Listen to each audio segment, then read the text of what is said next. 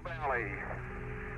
The first thing I'll do is I'll turn the TGE on and I'll give you a reading. Okay, we're ready. And I'm very much interested in my Rover batteries. And Jack, your go for exit, and looks like we've got it taken care of. Okay. And I'm checking the circuit breakers.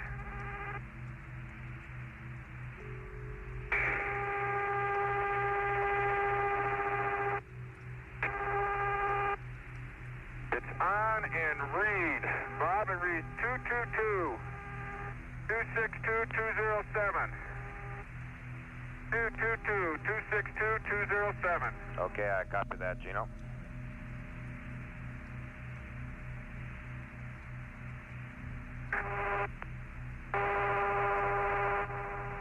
Okay, get the visor down, Gino. Get the visor down. Holy moly. It'd be better to leave it up. Beautiful out here today, Bob. We can look to the east for a change, a little bit anyway. Okay, copy that, Gene. A higher sun angle.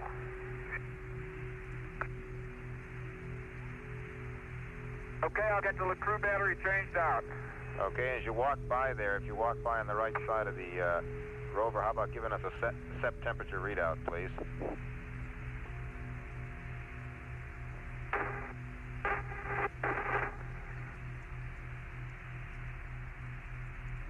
Set temperature is 103 degrees. Copy, 103. 103, and the mirror is still clean. Copy that.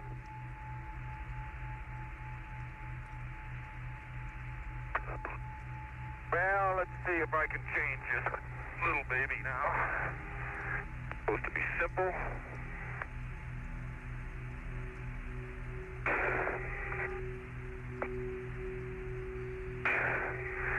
Bob, we have no use for the old battery, right? That's affirmed.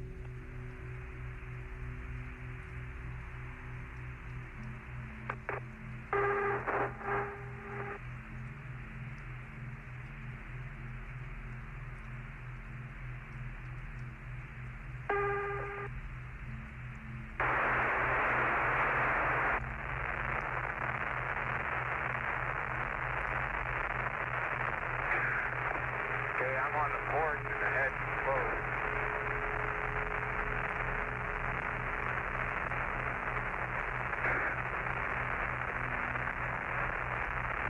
Oh, don't put into that. Talking to me or you? I'm talking to me.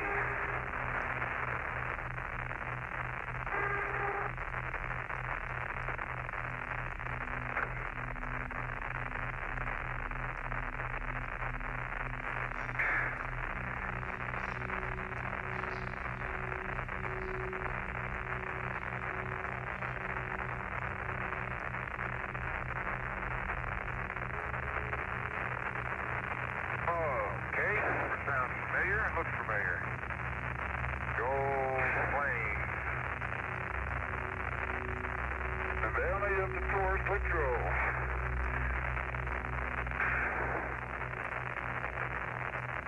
Want to get your antenna? Yeah, let me get the. I'll come over there. I'll get the TV on. I've already got the battery changed.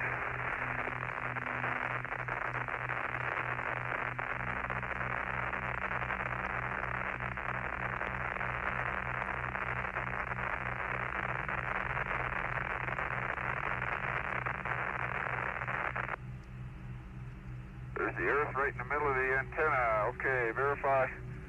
Mode 3, I am in mode 3. The crew blankets are open 100%. Battery covers, I'm closing. The battery. TV coming in. Yeah, you can come and get my antenna. Come on, let me shut this down. Okay.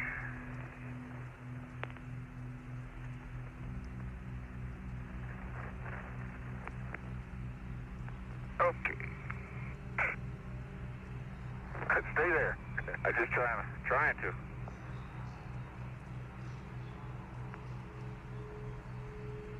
Okay.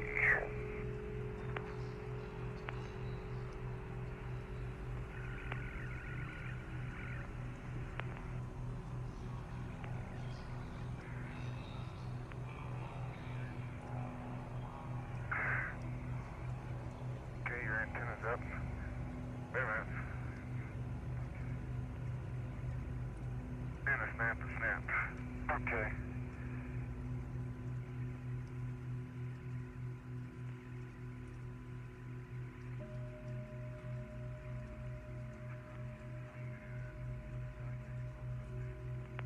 I mean to do that.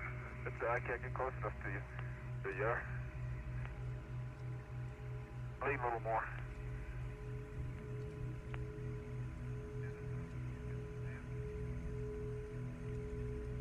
And is up. Let me get the snap. And 17, if you guys are interested, your shadows will be 8 feet long tonight. How many meters is that, Bob?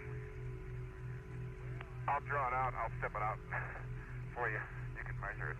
Well, I don't know. Should I take my gloves off? Need my cover gloves?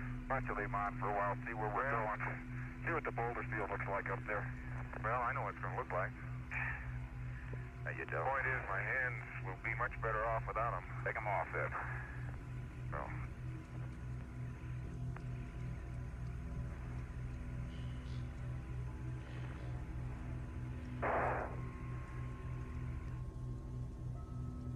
okay, battery covers are closed in tight. High gain is already oriented. Oh, they've even got TV, I guess. That's the firm. Rotten fruit. Tina, when you push the Rover circuit breakers in, how about giving us a battery temperature reading on the Rover bats? Tell them what my batteries are reading if I can. Well, let's see if I can do something else. I'm waiting. No, I'm done, Jack.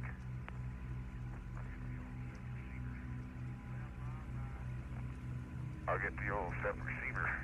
Well, Bob, the battery 1 is 95 degrees, and the battery 2 is reading 0, so we got a gauge failure. In fact, it's not reading 0, it's off scale low. Okay, read that, copy that. That's a real cool down, isn't it? Okay, Jack, if you're going to worry about the SEP,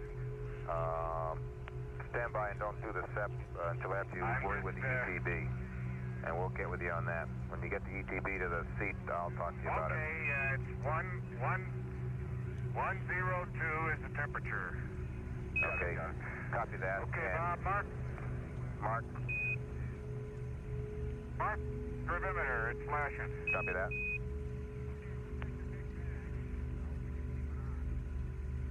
Okay, we'll take the big bag. I hope we can keep it on.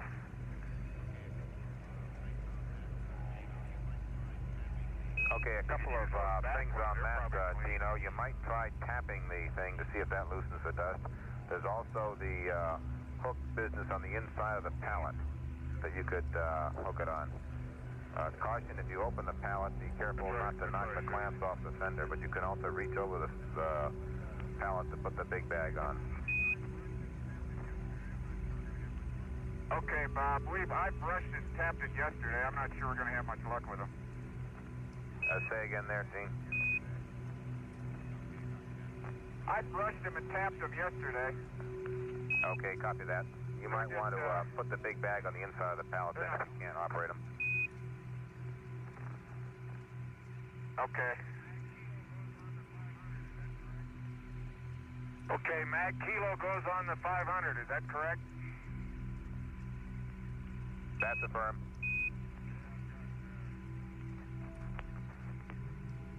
Okay, I've got Mary and Franny and Nancy and Donna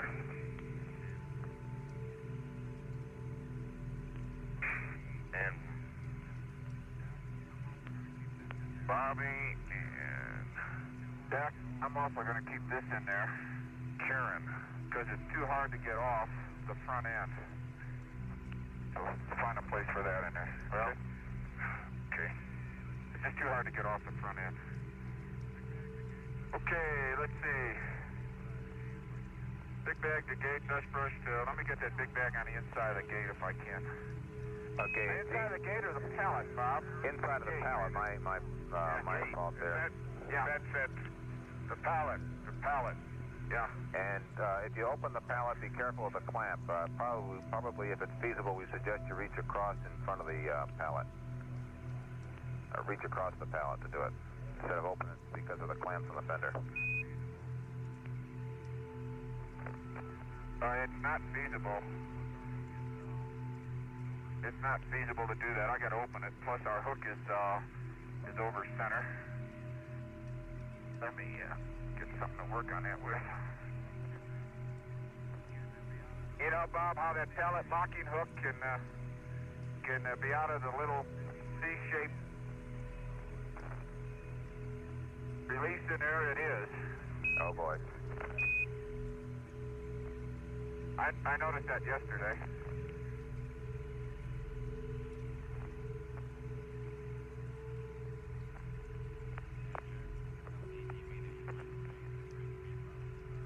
And Jack, when you get done with the ETB there, you might save the gray tape out.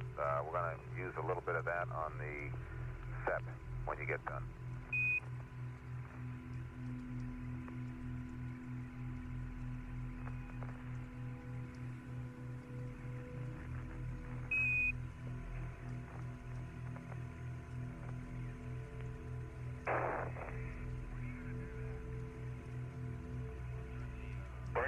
When are you going to do that? We'll turn the What am I supposed to do, Stan? Yeah. We'll turn both switches on when you're out at the SEP transmitter. Well, the tape's in the CDR seat, and it'll still be there. No, we'd like to take the tape from the CDR seat and use it on the SEP right now. Okay. You want me to do it or Gene to do it? Why don't you do it since the tape's there? Now let's let Gene do it. Doesn't really matter, whoever wants to. Okay, we'll get it. Okay, Bob, the big bag is on the inside of the pallet. Okay, we copy that. Why won't it close?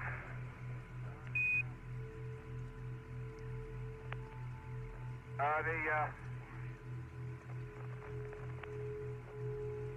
know why.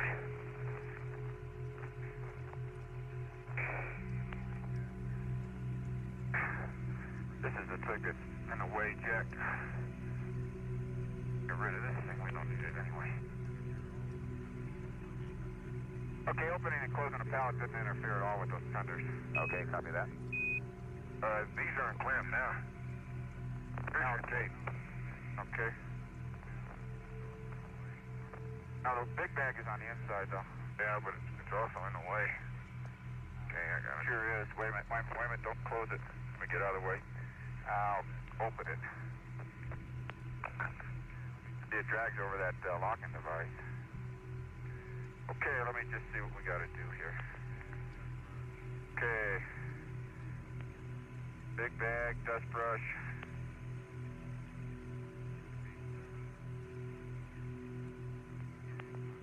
Could be 7.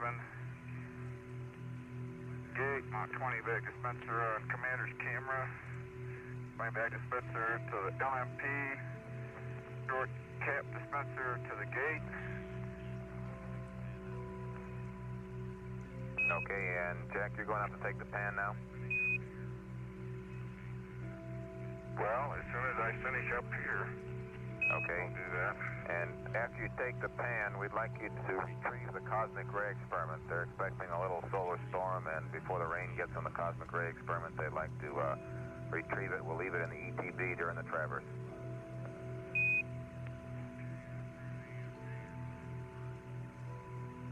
Okay, after the pan, all right. Roger. Just be a nominal Okay, the retrieval, gate locked. and we'll put it in the ETB. Copy the gate. Okay.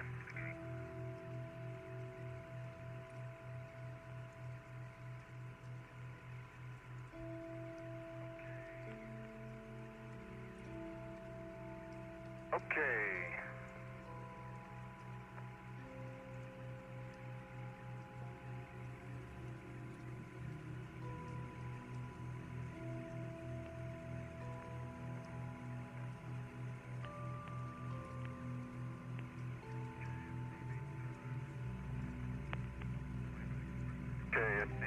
20 bag dispenser goes on my camera when it gets back. Short can under the LMP seat. Okay. Jack, I'll just go ahead and mount a set of these bags on your camera while I'm here. Okay. Get you.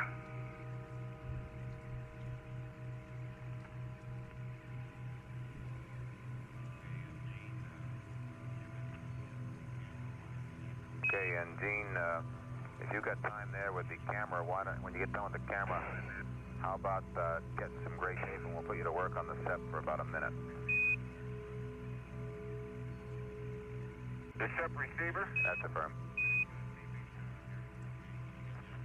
And did you get... Let me finish with SCB7 here. Okay, did you get Jack's camera fixed last night? I didn't hear. Yeah, we did.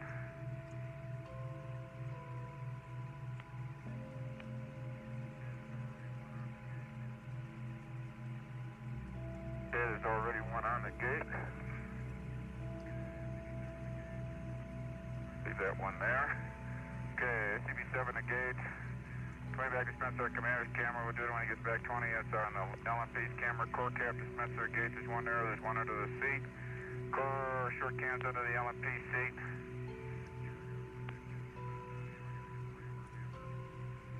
Okay, I gotta put that cap dispenser on him. I gotta give a hammer.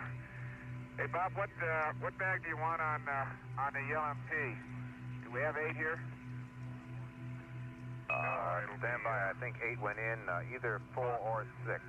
No, excuse me, either 5 or 4. Okay, we'll put either 4 or 5 on there. Okay, I'll have to wait till he gets back. What do you want? Let me give you a TG reading, get that out of the way, and then I'll work on your SEP. Okay, copy that.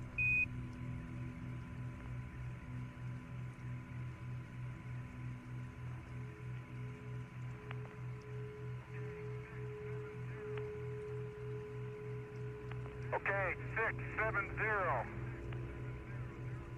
027 001. That's 670 027 001. Okay, copy that, Gene. Thank you.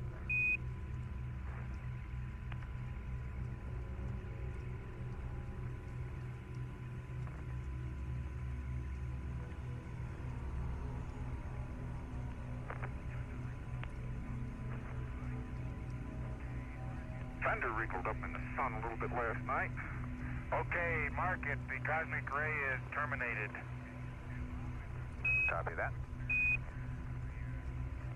And Bob, I took 2 5-foot stereo pairs of the configuration. Copy. And we'll stick it in the ETD and just hang it there. Yep.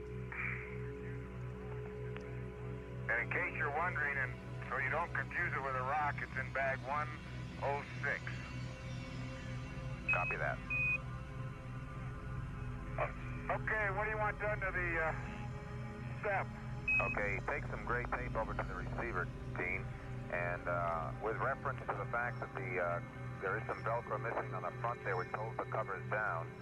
We'd like to tape the 2 covers together in the middle there, you know, where the two sides overlap in the middle of the box. Tape those 2 together. A short piece, about 1 inch long, should do it if they're clean. Well, I doubt if the tape will stick because it doesn't our dust, but I might be able to go over it with 1 piece to clean it and another piece to tape it. Okay. And the question beyond that, is there Velcro to hold one of those flaps down or not? No. Okay, so both pieces, the Velcro is missing for both flaps, I take it. Yes. Bob, what happened was that the tape that held the lower Velcro on there apparently came loose and it stuck to the upper Velcro. Okay, I understand that. In that case, we'd like to take a piece of tape and tape the cover down to keep it closed when it's supposed to be closed. The feeling is that if the cover flaps partway open, you may get specular reflection off the inside of the Mylar down onto the mirrors, causing it to heat up during the drives when it's supposed to be closed. Okay, we'll give it a try. Okay, thank you.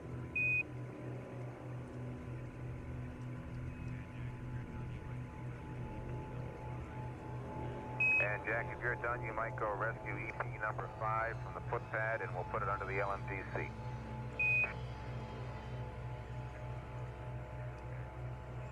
Well, a lot of other things in there. Okay, I'll rescue it. We'll see where the best place to put it is. Okay.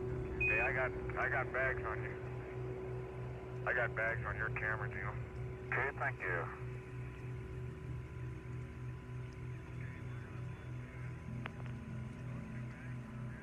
Okay, we're gonna put those 2 bags on the rear there on our plisses.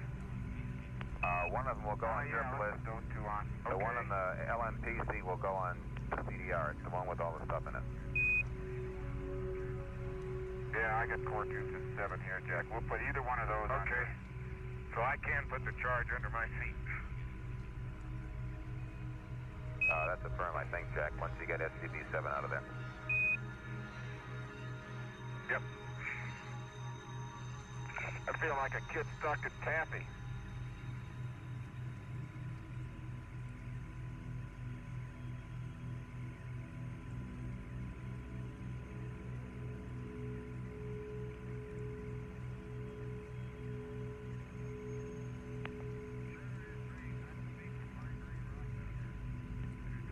Sure is strange not to see some fine-grained rocks out here. Seen a couple, but not very many. Copy that.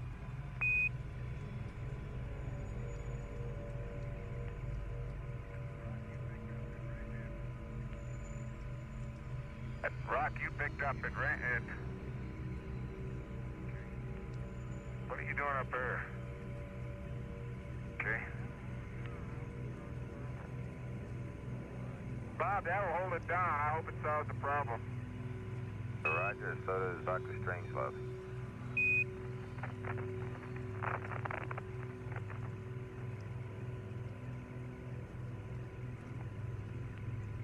The storm reference is a minor solar flare which represents no danger to the crew, but could affect the very sensitive cosmic ray experiment.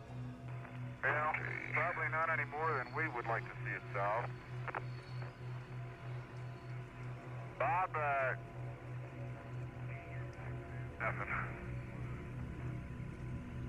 Gene, your bag's gonna have 2 lowers and 1 upper.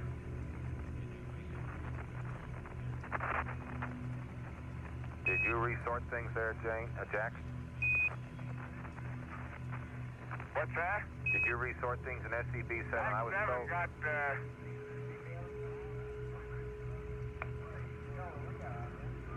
Bob, I picked... Go ahead. Okay, our understanding was there were 2 uppers and 1 lower in bag 7 and 2 lowers under the LMPC. Did you resort things there? How do you want them?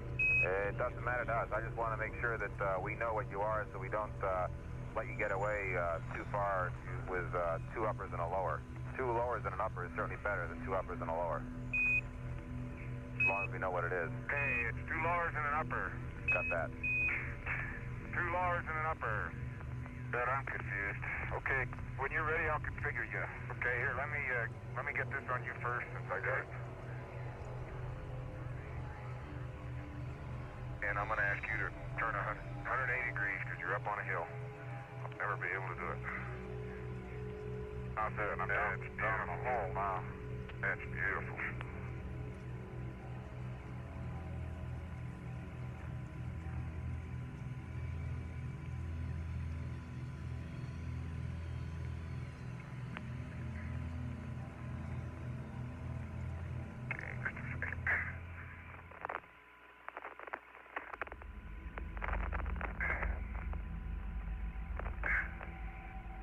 Jack Schmidt attaching traverse equipment to Gene Cernan's backpack. Oh, let's land on the moon right now. Okay, that's done. Okay? Second, close the cover. Not a very good cover. Okay. Okay, Bob, I'm going to put SCB-4 on Jack.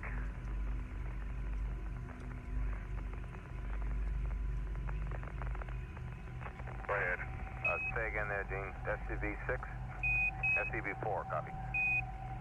SCB4 will go on Jack. Okay, Jack, I gotta get these push straps too. Did you get mine? Hardest release straps? Oh, no, let's do that. Yeah, I saw them as you go out, and then I forget about them. Yeah. Okay, yours is on over here. It's probably a better time to do them anyway, rather than when we go out. Okay, let me get the bag. I'll get the other one when I configure your other side. Okay, you're on. Okay, when I get my push straps, then I'll be cleaned up, and then I'll finish your other side.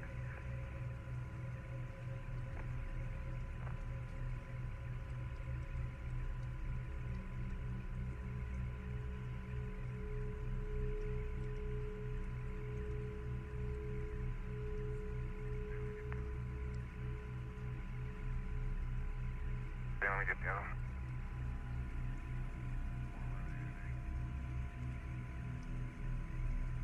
Warmer out here today.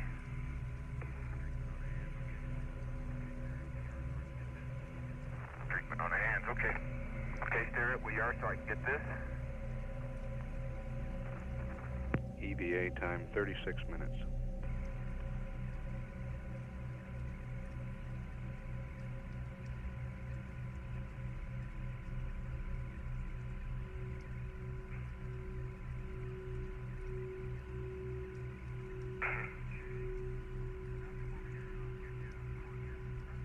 Okay. Now come over here and I'll get you a core cap dispenser, which I left here.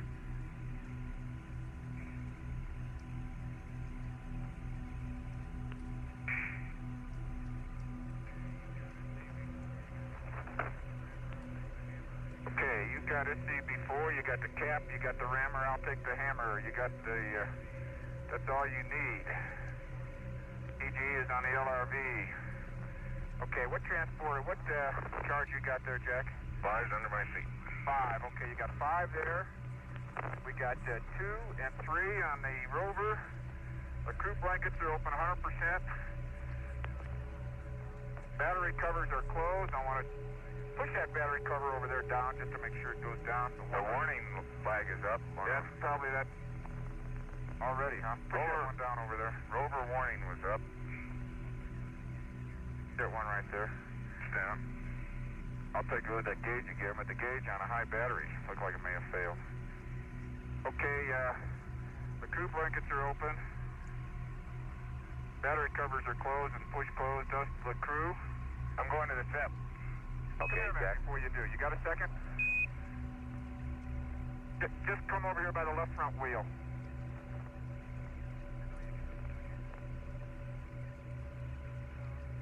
I know you got a second. Just a little bit closer to the left front wheel, the road towards me. Oh, that's good. Anywhere in there.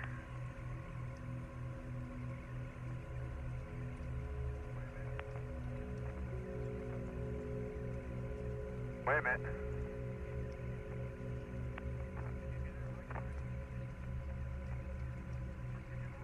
Can you do that likewise? Or can you hold it with that other camera?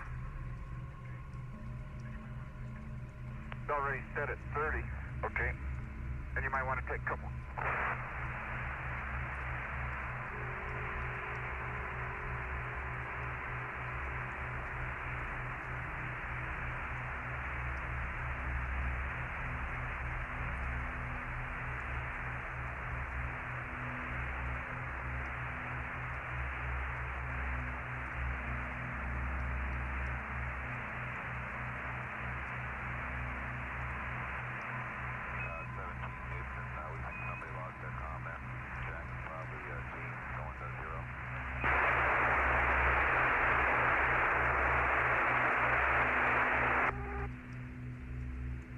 Bob? Roger, read you now.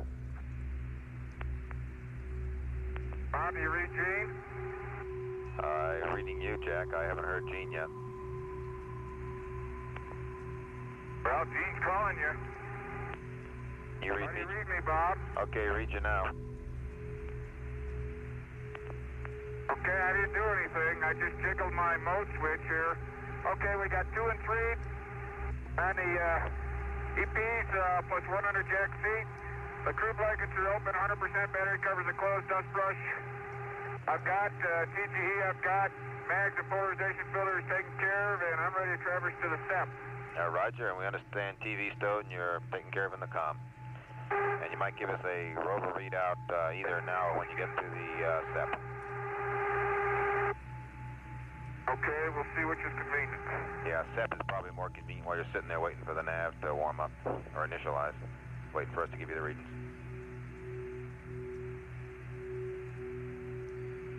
Okay. Taking your TV.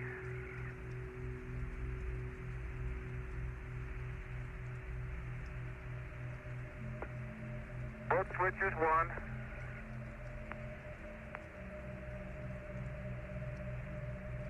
Hey, Bob, are you watching LMP? Not anymore yet. I took the TV. Okay. Bob, you still read? Roger, read you loud and clear, but we aren't watching the LMP. Okay, I just wondered, because I just took the TV. I just want to make sure we're got comm here. Yeah, we're reading you in mode 1. And for your information, we both got our cover gloves off. See that?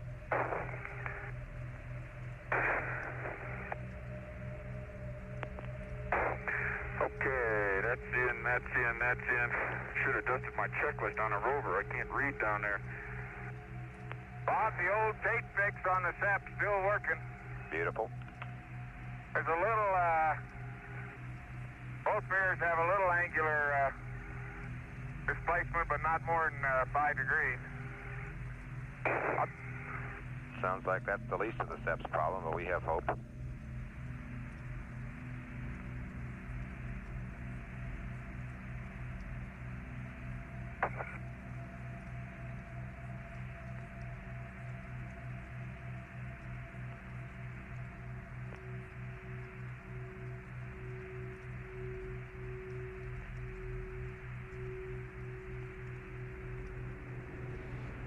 Okay, you're gonna be over there, huh? Log over here.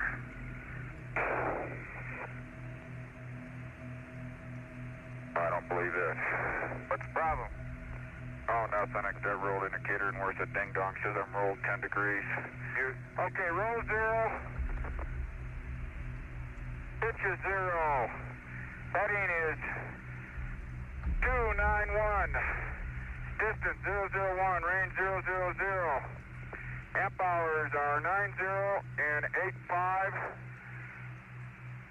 Volts are 6565. Sun shaft device, by the way, is 0. Copy that. Batteries are 100 and off scale low, and motors are all off scale low.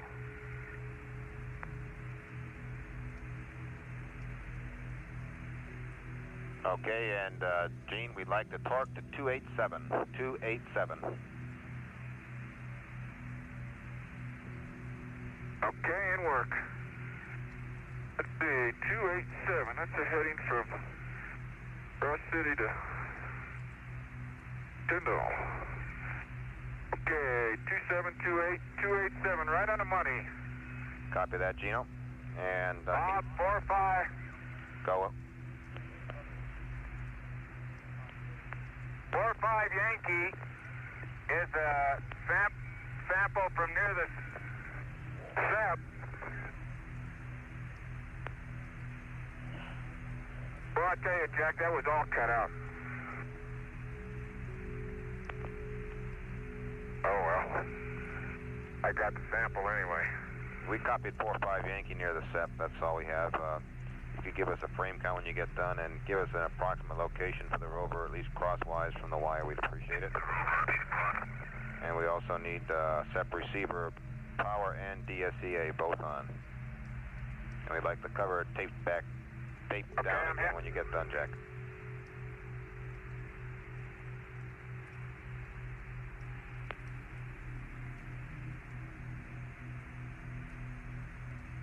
Okay, Jack, keep me honest on those reels. Okay, you're okay now. Let me get over on the reel. I don't see me? Come on, you're good. Oh, there's the SEP. Where, did I miss this other reel? Yeah.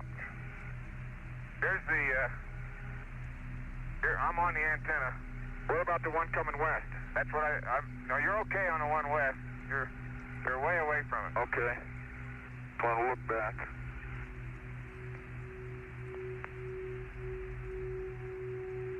You want to look, head towards the SEP. You're okay. Oh, I see it now. Okay. Head towards it and then turn, then make your turn. I see it. I'll go over to it. Matter of fact, turn on these tracks. Yeah, I'm in good shape. I see it. I see it.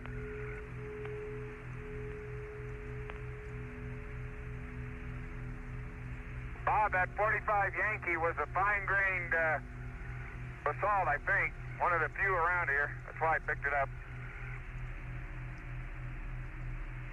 Copy that.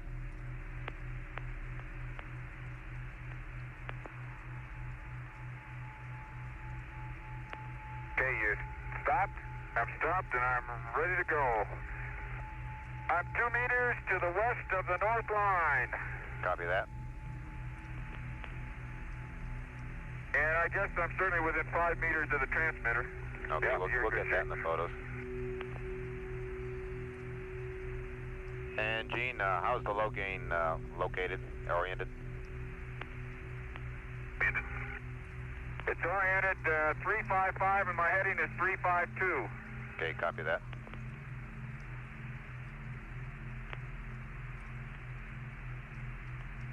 Okay, you want the receiver on? Roger, Take both. down again, huh? Roger, both Yeah, the receiver and the recorder on. Both switches on, and then tape the cover down. Okay, good luck. I don't know that tape is going to hold. Okay, on and on.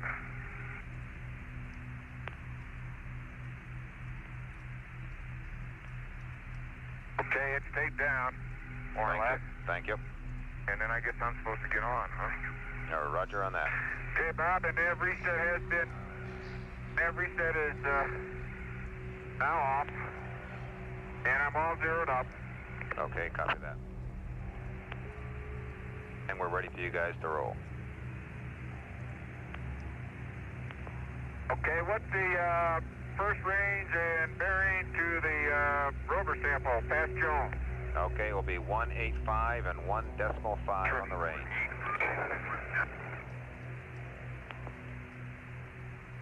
Okay, 185 and 1.5. 185 and 1.5, okay.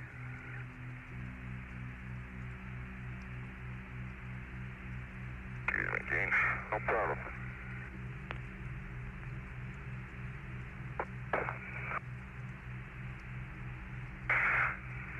Well, shoot.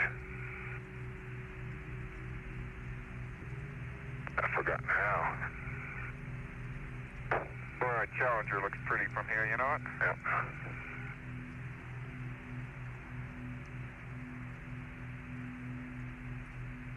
Okay, I'm on. Okay, did I want to charge? No. No charge, Jack, no Okay. charge. Got it. Okay, 185 and 1.5, and I'm going to head on at about 012. We ought to go right through Jones. Okay, and Gene, remember the driving fairly slow or fairly well controlled the first 300 meters and a mark at the end of the antenna.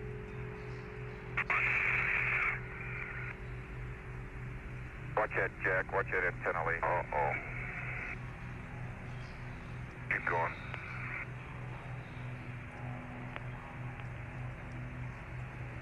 Look like to you. Okay, so far. Keep going. Okay, let's do that again. Yep. But a little different. Yep. I'll pick up that same spot. I can see right where it was.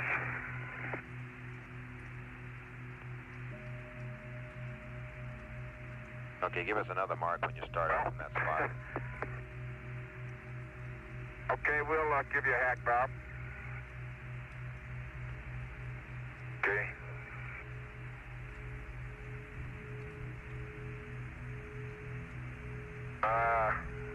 A little. Yeah, I'm right on the track. Same track, exactly. Well, okay. That's exactly. I just came right over. Okay, we're starting, Bob. Mark it. Copy that.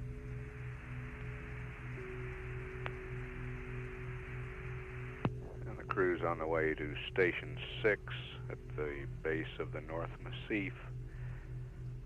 Station 7 is nearby to the east of Station 6. We're too far in this heading. We got a big hole up here. Okay. Like a big one. Wonder if that's Rudolph. Station 6 is at the foot of what's believed to be a long boulder trail up the North Massif. Rudolph would be. No, if you're where we think you are, you're beyond, you're east of Rudolph quite a ways.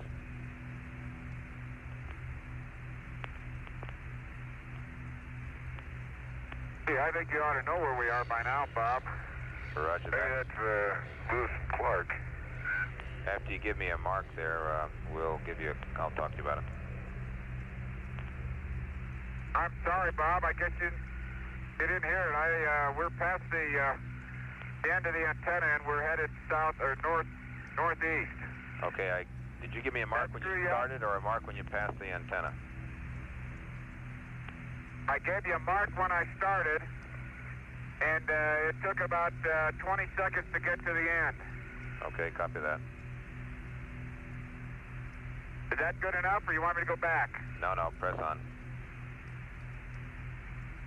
And Jack, if you look at your contour map there, we think you're located right now at approximately where the P in SEP is, just below the P in Poppy. In which case you're probably driving through that little crater that's just to the northeast there. That's probably the one you came upon. Not very little, though.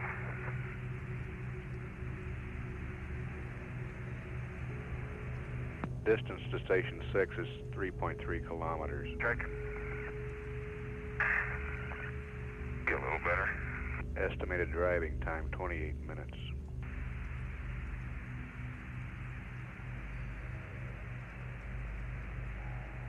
The major boulders still look like the Gabbro. The surface texture has not changed. There is a granule population now that I look at it more closely with the shadows. But I have a feeling that most of those are, they look like they're just small, very small clods. That should show up in some of the bulk samples we've taken. But it is remarkable to me, the only small number of fine-grained rocks. There's one about halfway between the SEP and the limb that I'd like to pick up. It's a fairly good-sized one. Maybe we can get it when we get back. It looks like a fine-grained basalt. I may have sampled one in 45 Yankee there. Well, I'll tell you, it's not exactly the greatest place to navigate through. I think you ought to bear left, don't you? Yeah, that's where I'm going here. I just want to get across around these boulders. There's still, there's a crater we're just passing at 207.4, about 20 meters in diameter, with the Pyroxene Gabbro blocks on the rim, a few of them. It's not an exceptionally blocky rim crater, but we are in an area where the block population is up to about 5%, in contrast to most of the area we traversed yesterday. I tell you, this is going is a little bit rough. There's a population of blocks, as Jack said, an awful lot of small craters. Yeah, I was just going to add that the frequency of craters in the 10-meter size range is quite a bit higher than we were used to yesterday.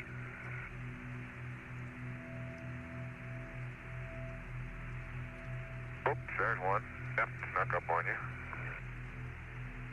And they all, although not exceptionally blocky rim, they all have a slightly, maybe 2 or 3 or 5% more blocks in their walls and on their rim than does the normal terrain.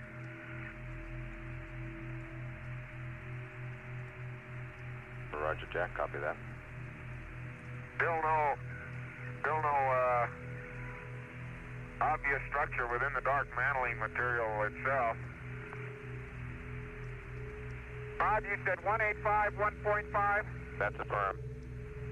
What do you want? For the Rover? Yeah, for a sample. Oh, they changed it on us. Okay.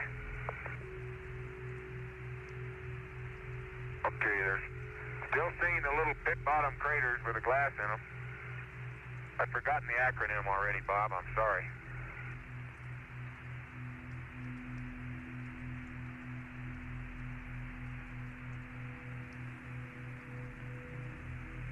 And you asked me for an L&B frame count a while back, and I believe it was 5.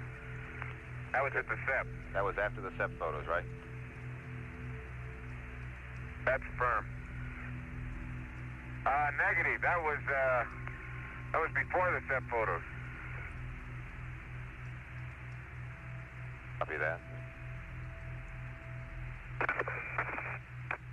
Okay, Bob, looking up at the North Massif, we see these scattered strewn field of boulders that generally seem to start from a more or less from a line of large boulders, which might indicate some structure, and those lines are roughly horizontal across the face that we're looking at. Boulder tracks are irregular in shape, obviously downhill, but you'll see in the pictures that they are curved in places, but they're all that I see tend to be aggregates of little craters where the boulder was obviously tumbling and bouncing a little bit.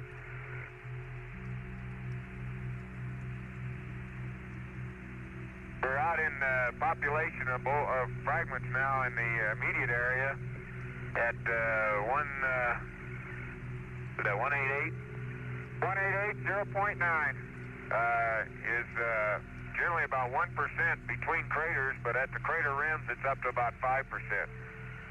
Okay, copy that, Jack. And how far down the North Massif is the line of boulders?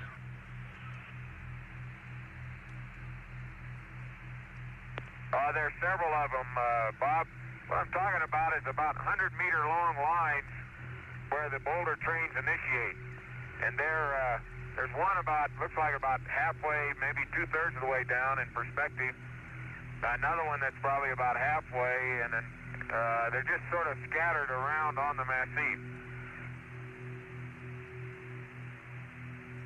I think we're getting close to, well, we couldn't be. No, I gotta move over here a little bit. That must be Jones. Where are you looking? Up to the right. Yeah, our heading, that dirt thinness down here, it really should put us to the west of Jones, so that's about right. A lot of static in the background today. Yeah, I think we're talking to you guys through the LEM right now, and how about a speed reading? Okay, we're at 12 clicks, and we're full bore. Copy that.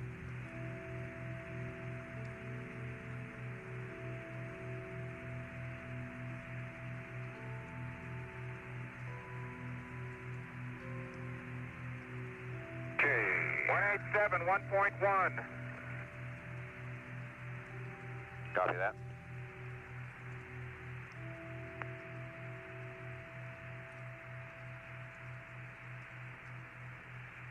Bob, I wish I could give you more on that structure in there, but I think those lines of boulder sources is about all we can see right now.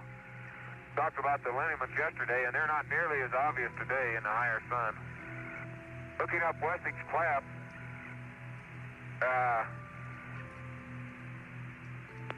even with the sun in the flat area there, it looks darker than the North Massif side. But again, the sun angle may be fooling us. But I recall it was darker on the photos. The old man wrinkled face on the sculptured hills. Sculptured hills, though, is evident as soon as you come out of Wessex Cleft. Yeah, and it looks like there are boulders up on the side of the sculptured hills, except that they aren't nearly as big as those on the North Massif. The areas where there are boulder sources look like they're made up of boulders no bigger than a meter maybe, whereas the North Massif boulders are up to several meters. Those boulder sources all seem to be up within a third of the height of the sculptured hills just south of, or just east of the Wessex Cleft. There's a boulder track that crosses slope. See that, Gino? Yeah, I sure do now. It looks like it goes, rather than perpendicular contours, it probably is crossing them in a fairly straight line on an angle of 60 degrees, maybe. Back to the east. Yeah, to the east. That one may be fairly near, Jack, see that big boulder with that big track? It looks like it's an elongated, rolled-up boulder. Look at that. It does. Looks like it's maybe broken now. Okay, here we are, 1.5 and 185. Okay, copy that. Okay, is this a rover sample? Rover sample. Okay, tell me where you see that little pit right over there? About 30 feet ahead? Yeah, okay, I think so. Okay, I've got 2 pictures there.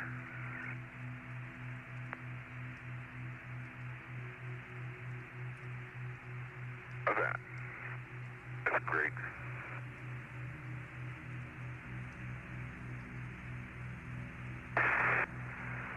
Okay, this is soil sample.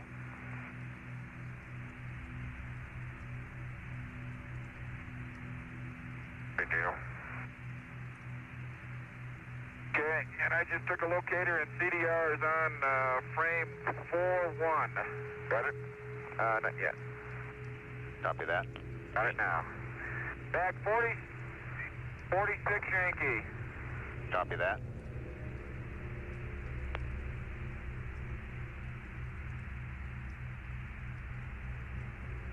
Your bag open? Yep. Okay, it's in.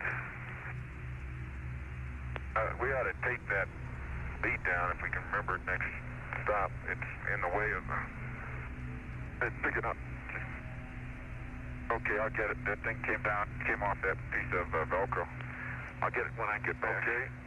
And LMP's frame count is 3-5. Okay, Bob, I'd like a bearing and range. Okay, bearing and range for the large block just beyond, let's see, it's just beyond the crater Henry, the large block there near the Blakea Slope, which is our next aiming point. The bearing and range there is 188 and 2.8.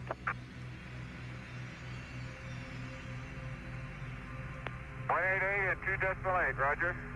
Okay, and Jack, what do you see in the way of boulders coming down to the base of the sculptured hills in terms of sampling opportunities at Station 8 and in terms of any boulder tracks that we might lead down to boulders that might just possibly be accessible at Station 8?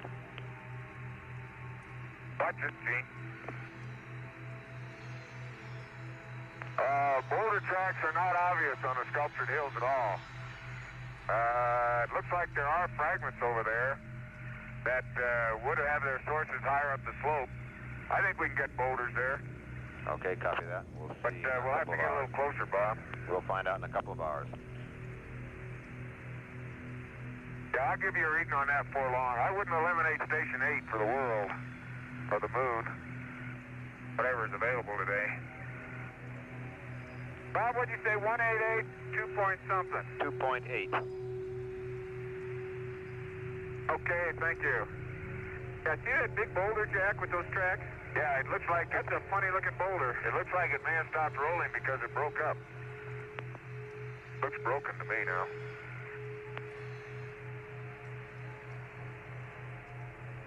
Boy, they got the low gain right on, but I'll tell you, we still got static. I don't have any, Gene. You may, oh, I sure do. I like the sound of your prompters. Okay, you got yourself in some holes here. Good, you never, I've read you all along though, so there's no problem. Okay, there's a big crack. I haven't recognized Jones yet.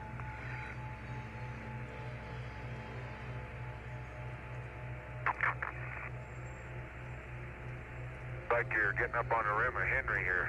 Yeah, no, Henry should be, should be well west of Henry, I think. I wouldn't be surprised Henry isn't right over that little rise on the right. Bob, the surface structure hasn't changed, texture. We're on a little bit of a rise in here now, and Still about 1% of the surface. Here's Henry right here. Henry. Okay, how about a range and bearing? I thought you were close to Henry. Yeah. 188, 1.8. And we're just southwest of Henry. Okay, copy that. On the rim. Old Prince Henry the Navigator. Watch that foot. It's called a wheel, I think. And Henry looks much like Horatio did. Has boulders on its inner wall. Not as many. They look light-colored, the light albedo gabbroic appearance. There may be some right down there, though, that are fine grain. They look a little grayer. Jack, there's our target. There's either one. That's one right down there on first breaking slope. See, the one we got over there has a boulder track. That's the one that crossed slope. Yeah, if we could get, we get up there, high, we'll see. That's the one. That's station 6, and that was the turning boulder. Yep, that's the one right there. Station 6. We can probably get up there. I think we can. It doesn't look too bad. At the break and slope, right now doesn't show anything obvious except that's where the boulders start. Okay, we hope that's fairly obvious. And on up the hill you have Ferris.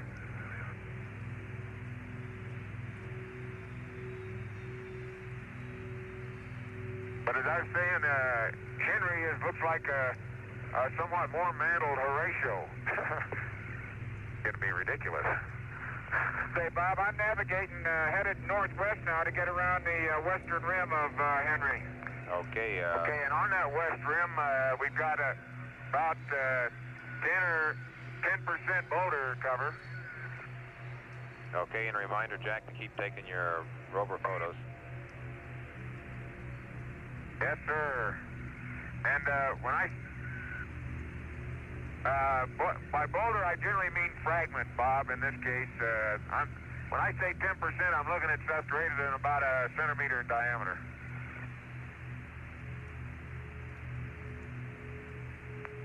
I'll try to say fragment from now on and be more precise. Okay, here's a little area where this part of Henry, this is the one part of the rim of Henry I see that has fairly large fragments or boulders on them, up to 2 or 3 meters.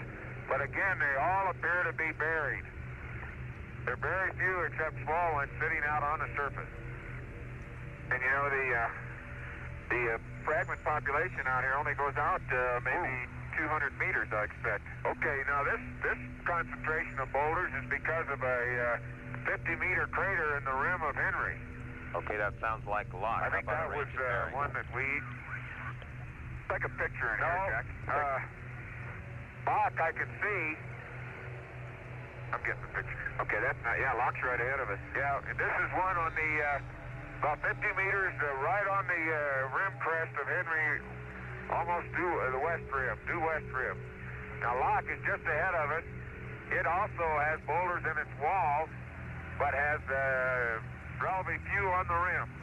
Okay, characteristic of both Henry, Lock, and Horatio is essentially no change in the average frequency boulders on the rim. The increase comes in the walls. We're at 184, 2.3. We're just about between Henry and Lock. Lock, yeah. Okay, right between them. Okay, I copy that. And you guys are heading for that big boulder, which must be just dead ahead of you there, about a half a kilometer. Well, she's sort of headed for Station 6 now. I'm going to take a tour around that boulder and give a face on it. Go ahead. Yeah, that would be a good mark to give us a range and bearing on. That's a pretty good street point. Yeah, we are. Bob, the boulder concentrations in the wall of Henry have their up slope start at about, I would guess average of 30 meters down from the rim crest. The rim crest of Henry is not very well defined, but it's there. And they, from that initiation of boulders, they stream down the slope to the break and slope down at the floor. Still no obvious change in the dark mantle as we're just to the east of Locke now. There's a 30-meter crater, fairly subdued, but still quite deep. Subdued rim. Again, it looks as if it was mantled. That has no significant increase in blocks on its rim. That crater in any other place would have been a very blocky rim crater. It's maybe 30 meters and by 5 meters deep. And that is a big rock up there. The Turning Point Rock is a split rock. Has a, looks like a northwest-southeast overhang with another block just this side of it, just to the south of that overhang. It's a pyramid shape in cross-section, triangular shape in cross-section.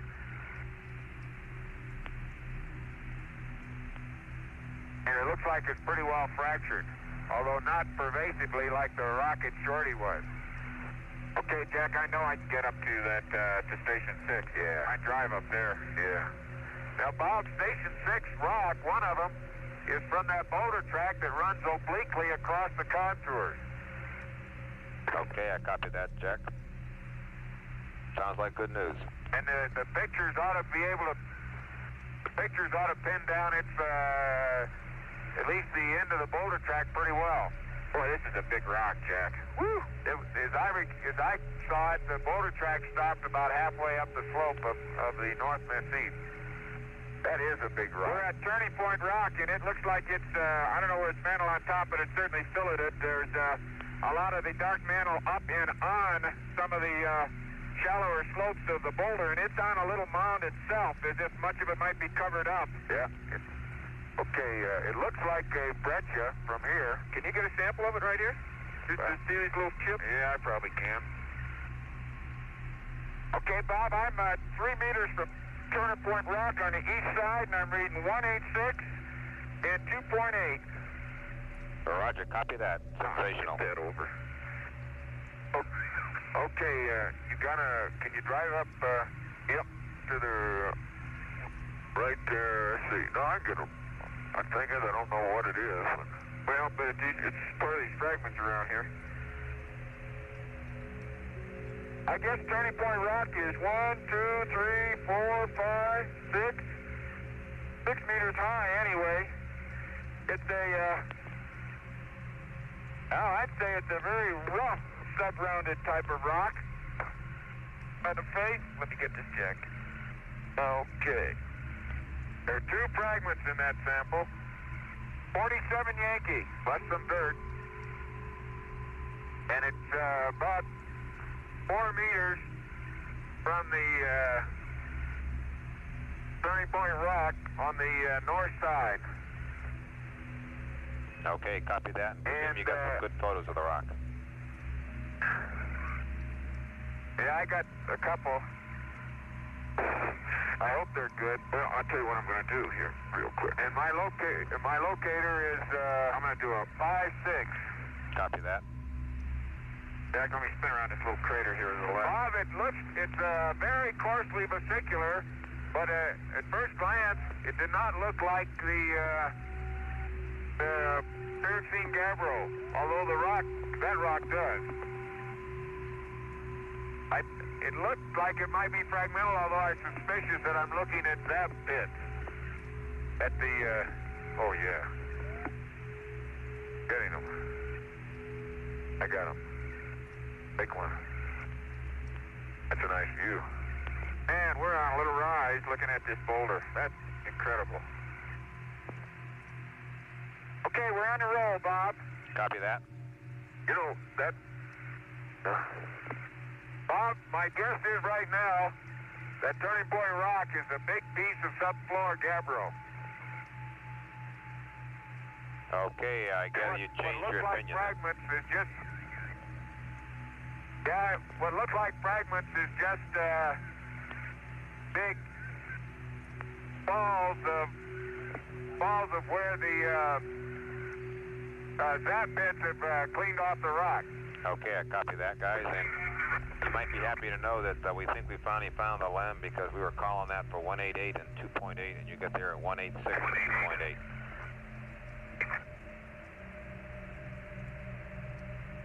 That's not bad.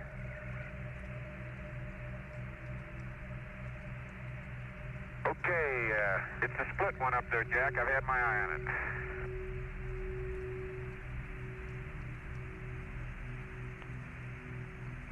More picture. There's some big boulders down here. Got it. I sort of lost track of Station 6. No, I got it. I've had my eye on that boulder. You can't see the track from here. I'll bet you can. I can see it now. We'll see it. We'll be looking right up it. Looking right up the old boulder track.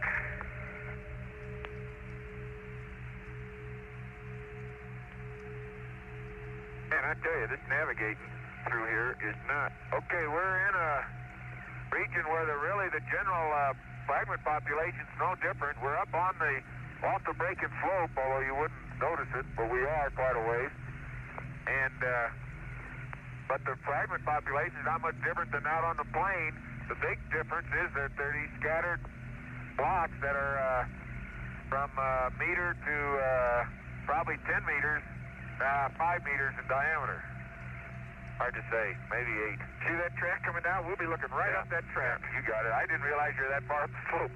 Yeah, we're way up slope. Yeah. And it's very uncomfortable for me on this side. How do you feel? Well, I feel fine. Until I looked down here and saw the slope we're on. Yeah, I know it. And I can't see any obvious change in albedo like we could see with the light mantle yesterday. There you got it. Nice place. You don't want to go over that one. I can make it. I want to park right. Right. And 17, we want you to park and heading a 107. Okay, we're going to open the battery covers and let them cool at the station. So heading a 107. Oh.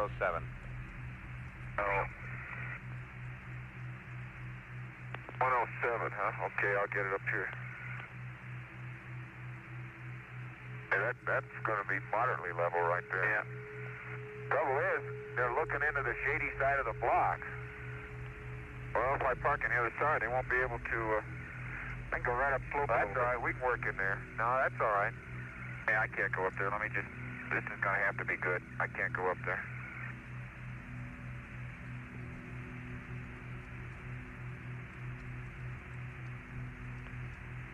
I think you're all right. Yeah, that's not very level, but... Oh, not too hard. Watch that turn. That's not very level, but we're not going to get much more level than that. Oh, that's good. Let me, they wanted 107.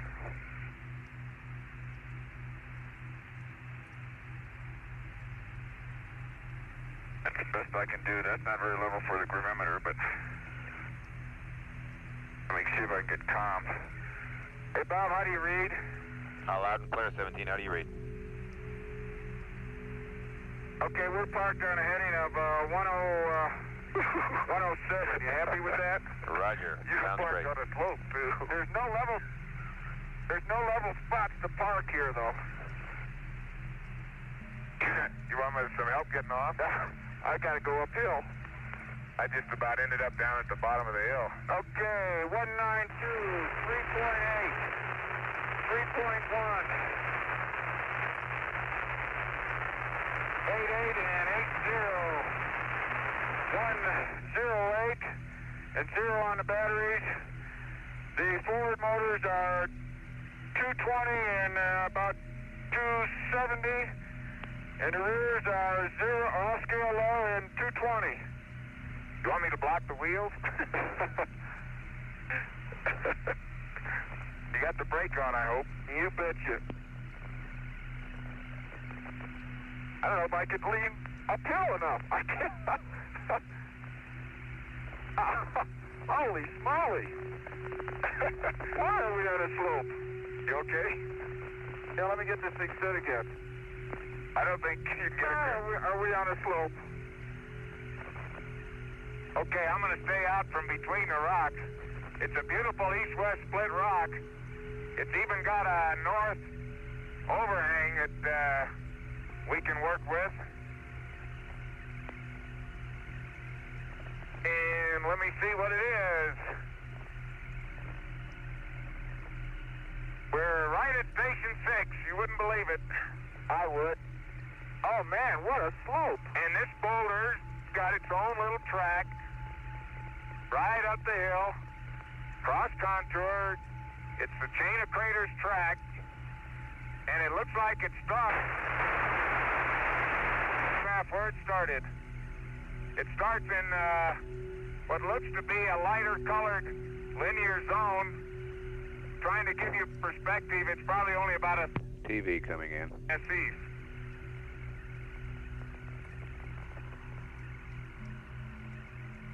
Bob, are you reading us? Read you loud.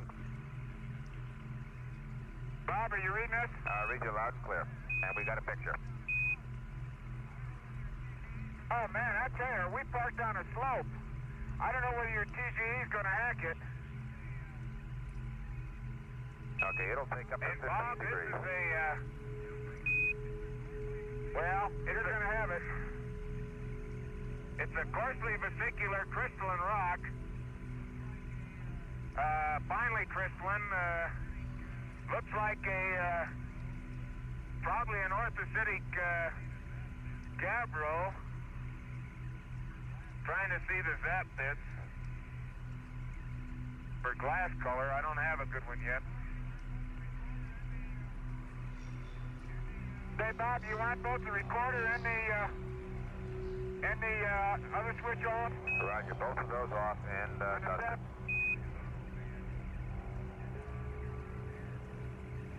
Oh man, is it hard to get around here? Bob, it looks like the glass is fairly light colored. It's not white. Well, no, it's black. It's an orthositic gabbro rather than gabbroic and orthosite, I think. Yeah, that's black glass in the pits. Okay, and Dean, did you happen to notice the temperature on the step when you dusted it? I didn't dust it yet. Copy that. Bob, some of the vesicles are, they're flattened. All of them are flattened. There's a strong foliation of vesicles in the rock. Most of them are flattened, and they are up to 15 or 20 centimeters in diameter and about 5 to 6 centimeters thick or wide. Outstanding.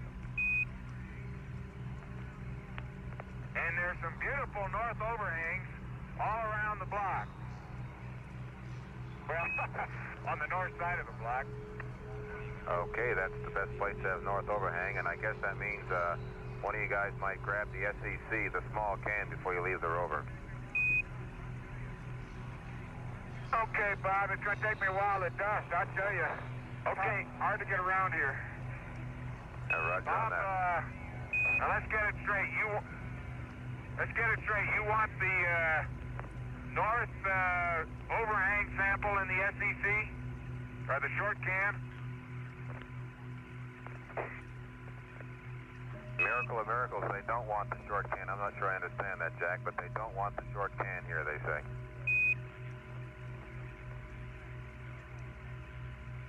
I guess they're looking for volcanics we'll put it in today. bags. They're looking for man. volcanics today, Jack. Oh, they are, huh? We That's found right. those yesterday. Well, they're hoping again at Station 9. This is, now, that foliation I mentioned does not go all the way through the rock. There are variations in texture. One zone was strongly foliated. There's another.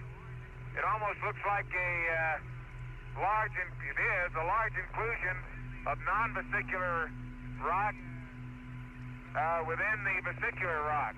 There may be some autobrecciation involved in the formation of this thing. It really looks mineralogically like the light-colored samples from the South Massif. But I tell you, that's only because it's light colored, and I can't give you any more than that right now until we get a fresh surface. 110 degrees on the step, and you want the tape, the cover closed, right? Cover open, please. Cover open. Both off. Okay. Cover's open. Okay, and did you get the battery? Oh, my golly. LRV battery covers open. We didn't copy that, Gene. No, I didn't copy that you wanted them open. I just got 107. I was about to ask you that. Okay, we'd like them open. And Jack, while I'm interrupting everybody here, how about a frame count if convenient? That's Jack Schmidt at the Rock. Oh, shoot, Bob, I gave you one at the Rock. It's now 6-8. Okay, copy that. And I never... You can't believe how tough it is getting around this river on this slope. I think I'll, man, I think we're probably pitch 20 and roll 20. I think I'll get over here and get a pan while we're waiting to sample. Oh, I gotta dust those radiators. I can't leave them like that. I tell you, this is not a very good place to dust them now. Let me try one time. Oh, boy. Be careful, Gino. Need some help? Nope. I need a little finesse, though.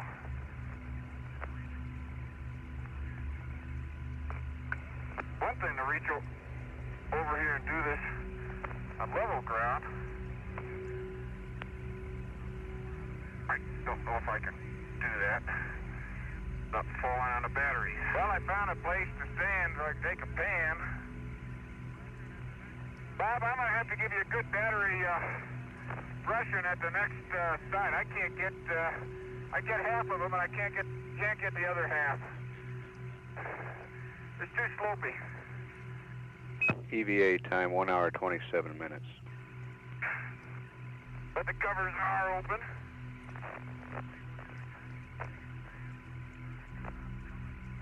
What are you working on, Jack? I'm taking a pan. Very good. I'm coming right now.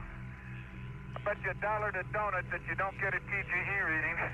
Yeah, Gene, if it's easy enough to take it off, why don't you take it off the Rover and we'll try and level it and the stuff. Oh, come on. I'm not sure there's any place to put it on the ground level. No. You have to dig a place. Yeah, I'll do it. Okay, it's coming off.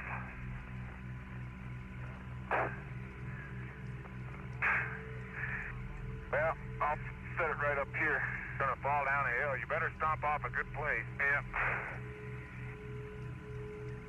Jack Schmidt shooting panoramic photography. That looks level to me. Can you see it from there? Well, I can see it. I mean, is it... I don't know. I have no perspective anymore. I don't either. Mark, gravity. Copy the mark. Flashing. Okay, now let me get to work. Okay. Right now my fender got a little kinked here, which isn't going to help us.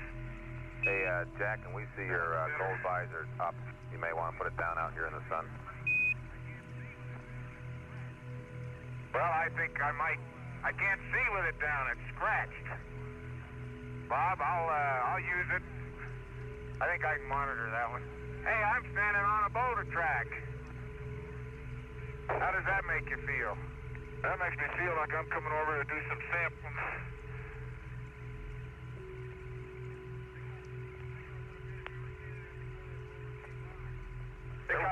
Think I would have been if you were standing there before that boulder came by.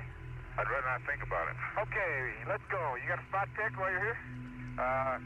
Well, the big thing is let's get the boulder and then get in that east-west split. Bob, I got an undocumented sample from the middle of the Boulder track. Copy that. Soil sample? Woo! Soil sample. Gene, if you hit them off in there, it's going to be awful hard to find them. That's the problem. Did you pick a spot, a good spot while you're over here? No, I didn't. I just was looking at it. I think we need to get in the light, though. Well, I could see with my gold visor. Let me put a sample in your bag. Okay, go ahead. It's bag, shoot.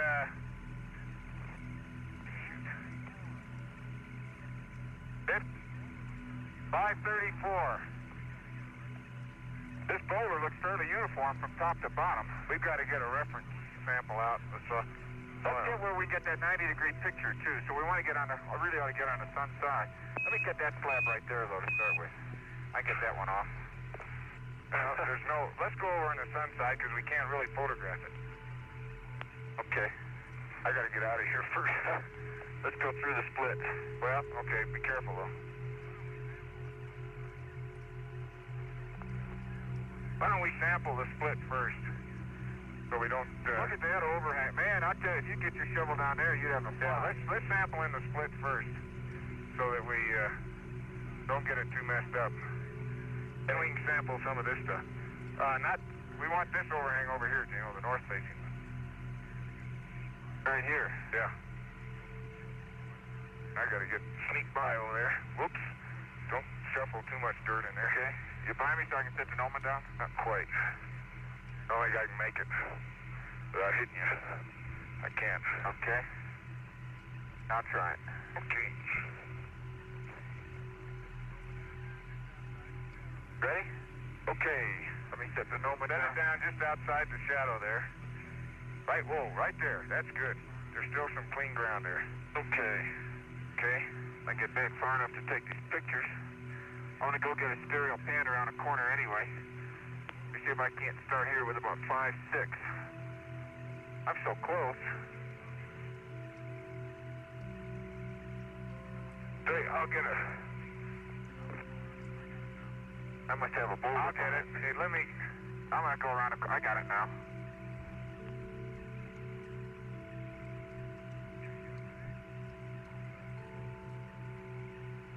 Okay, you got a bag? All set. Okay, I'm going to get the shadowed material.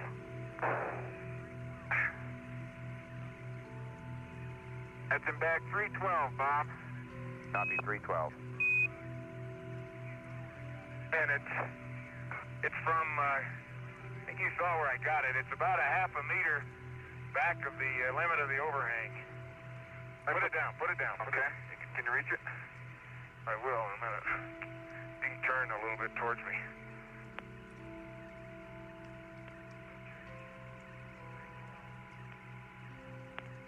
Okay, 312.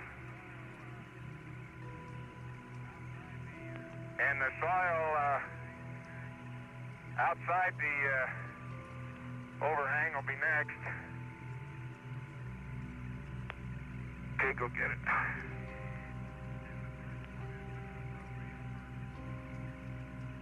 And the first one is from the upper 2 centimeters.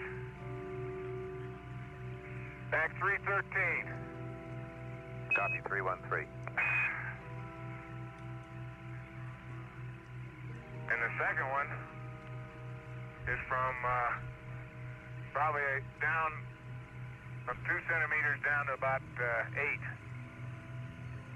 Copy that. Bob, it looks like the fragment just to the boulder just to the south of us has some inclusions in it, light-colored inclusions. Back 472 on that. Copy, 472 on that. You mean the south half of the split boulder? Yeah. I haven't seen inclusions in the other half. Okay. Okay, now we need boulder stuff. You happy with that, Houston? Let's get, you got your hammer? Yeah, we're happy with that for an east-west split.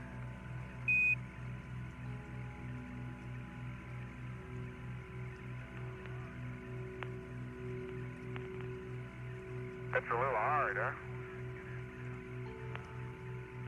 I think, I gotta find a corner I can get at. Yeah. Let me get an after picture down in this hole. Oh, that's right. You almost stepped on I forgot the after, too.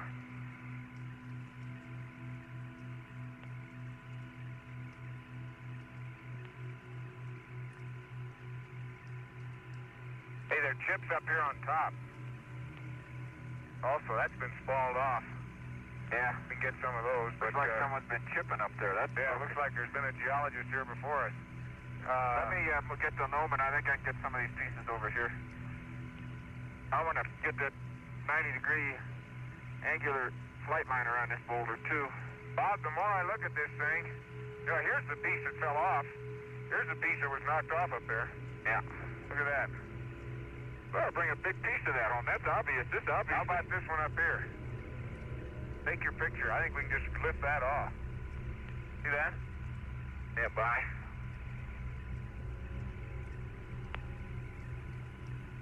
I better get... I'll get a locator from here. Okay.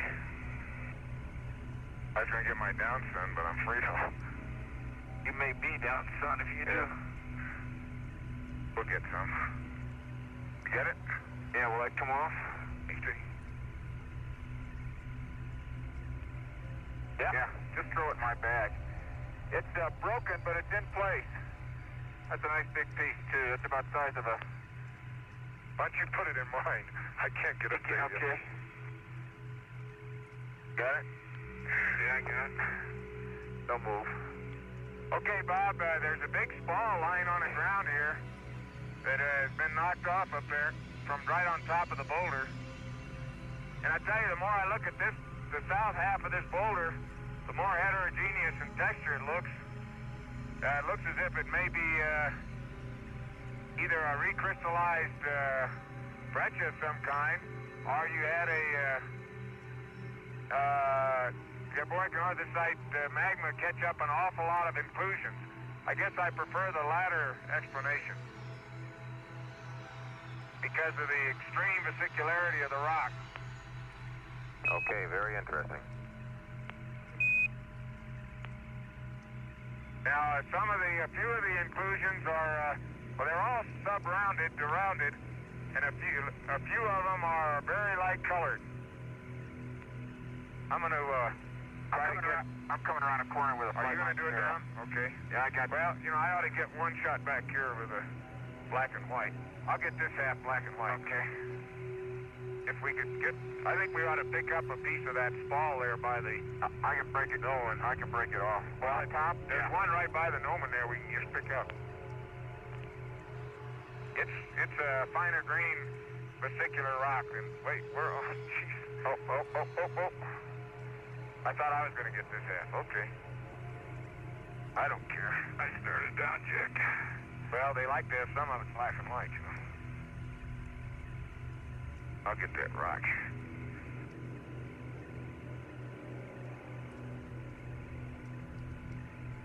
I forgot to look at the objectives of the station. I hope we're meeting them. Well, we want to get 500 to that boulder track. I know I want to get that.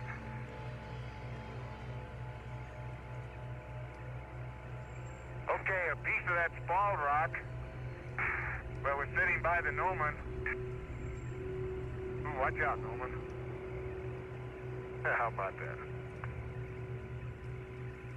Is in,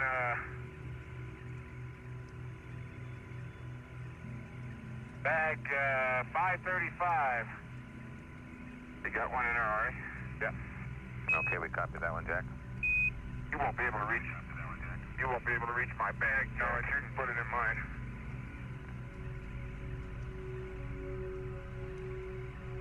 You reach it? Looking at it. Bob, one of the light-colored inclusions looks like it may be an gabbroic, an orthosite. Let me get my terms straight. The host rock has dark enough vap pits that it's probably an orthositic gabbro, if I didn't say that. Some of these light-colored inclusions have slightly lighter colored glass, and they may be the gabbroic and orthosite. Okay, copy that, Jack. Those are like this one, and some of those inclusions get to be bigger than the size of a baseball. There's one here, there's a couple up there. Let me borrow your hammer. Yeah. Jack, try a little higher. Hit one right on it, right there. Right.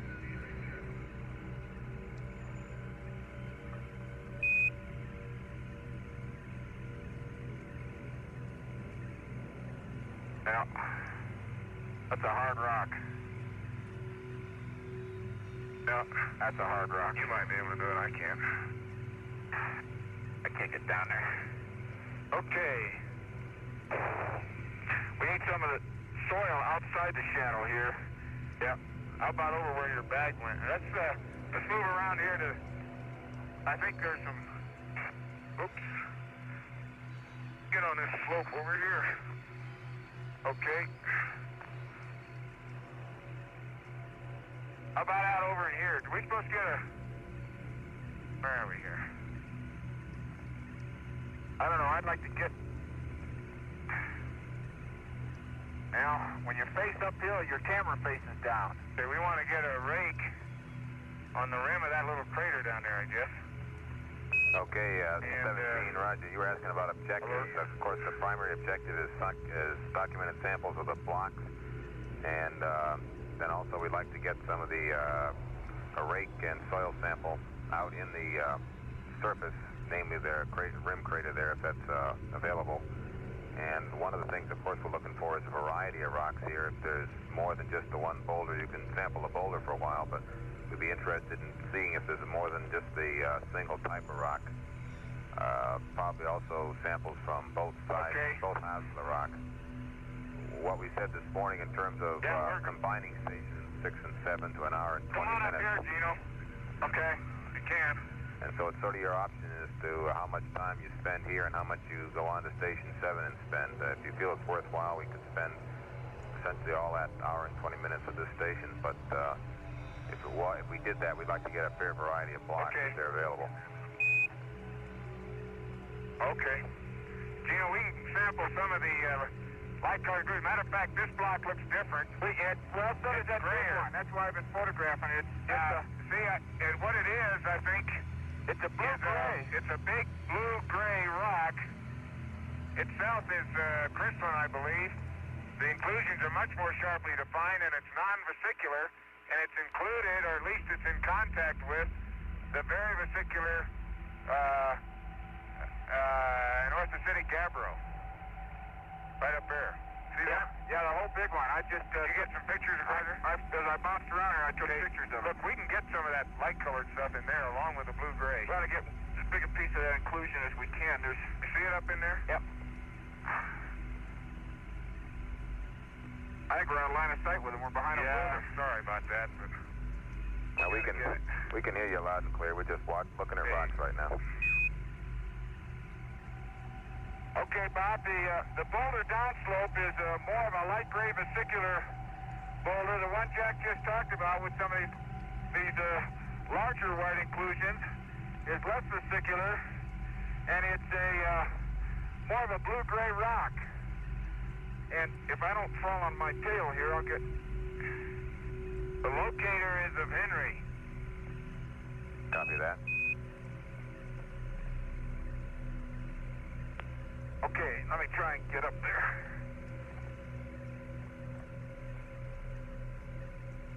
Henry, we must be high enough to see some. I haven't even looked back.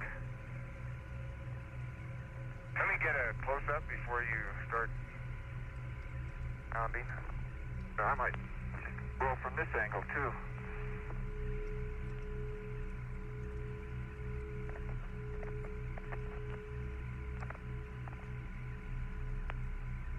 That'll give him something. A little different up in there, too, Jack. Yep. Well, I'll try and sample that. Okay, let's get the... You want me to get my scoop under there? Probably will fall out. Okay. Get as many of these pieces as we can. I don't know how many are going to come out.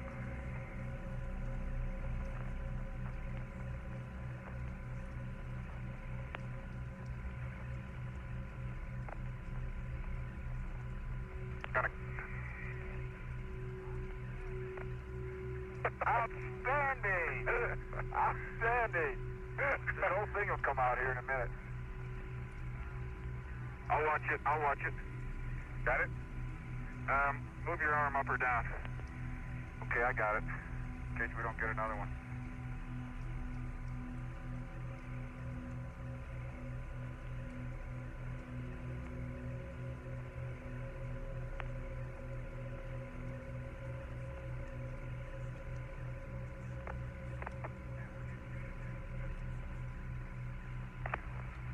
Yeah, we're getting good at that. Yeah.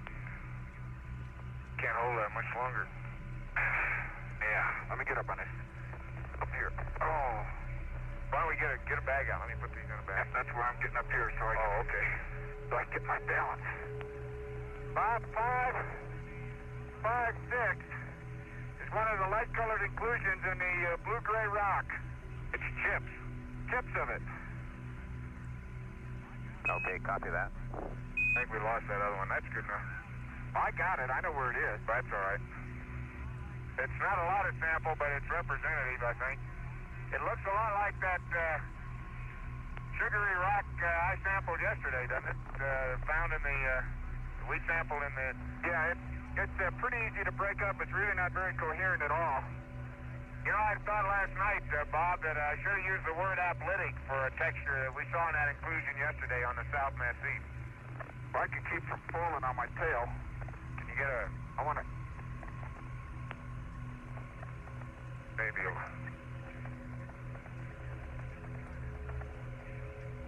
Okay, you're going to get some of that? Yeah, that's a different kind. That's a more beat-up inclusion of some sort.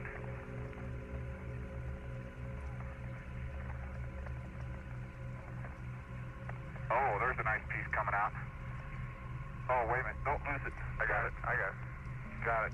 Okay. Okay, we have another inclusion, and on the surface has a more reddish-brown texture. Interior looks pretty much the same. It's a very light gray. This looks like a piece of breccia. Looks like a fragment breccia that's caught up in this thing. Yeah, well, the whole thing is obviously a breccia. I'd still like to get that. I'm not sure it's obviously a breccia. I think it may... Well, maybe an igneous rock with breccia inclusions. Well, okay. Which is sort of in the same class, but... That sort of makes a breccia. Well, out of the big rock. Okay. Except you can... I can't get in there, Gino. You'll have to... Okay. No way. Let me... Watch it. Supposed to... Oops. Yeah, I think it's easier for you. Did I give him a number on that? No. Negative. It's 5.36.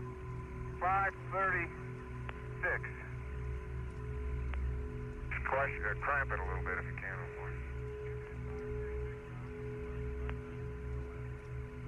Get that 5.36, Bob? Roger, 5.36 for the last one. Let's get a... Okay, let's get the host rock here. How about that? How about that? How about that? How about this one with the inclusions here? Maybe I can get this one. Okay. Okay, and 17, we'd like to... optimistic. Do you guys have the feeling that the two halves of the big boulder are different rocks, or is it the same rock split? No, they're two... They were all one boulder, I think. They're just two major rock types in the... wherever they came from. And I try to describe that to you. We have the contact in the central boulder. They're really three big boulders.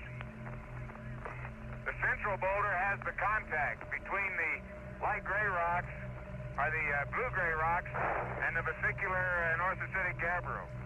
Okay, and you guys have that pretty well photo-documented, right? Yeah, it's in pretty good shape. We're working on it still. Okay, copy that. Try going on the side there, you know. Yeah, swing from the side, Jack. That's enough. Well, let me get a piece of the host rock. I think you can get this one up here, can't you? I wanted that one because it had that inclusion wrapped in it. Let me go to high here for a minute.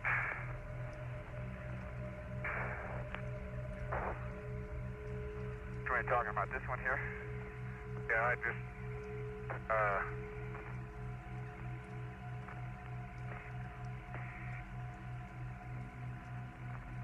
about to come. Oh, okay. I've got it. Oh, okay. I need this in the bag. They're both host rocks. We can put them in the same. No, let's don't. No, they're different places. 537 is a chip of the blue-gray rock. The blue-gray host rock. And let me get that other one.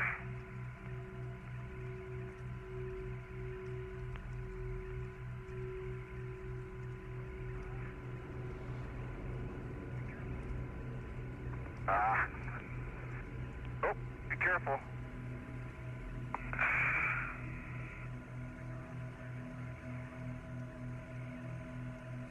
Pick the rock up while you're there. Try it. I will.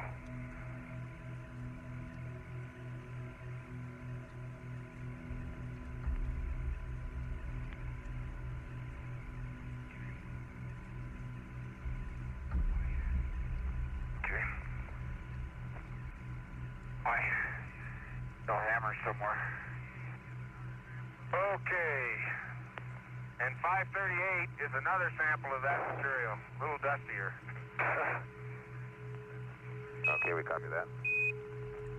That's the blue-gray. That's the blue-gray, Bob, with the inclusions in it. Now, the blue-gray, the more you look at it, looks like a... Give me your left or right hand. Huh? Give me your right hand. Turn it over. Turn it over. Turn it over. Well, I did. How do you want it over? You kept turning it over in the same direction like that so I could fix that. Okay, now give me your bag, and I'll get it in there.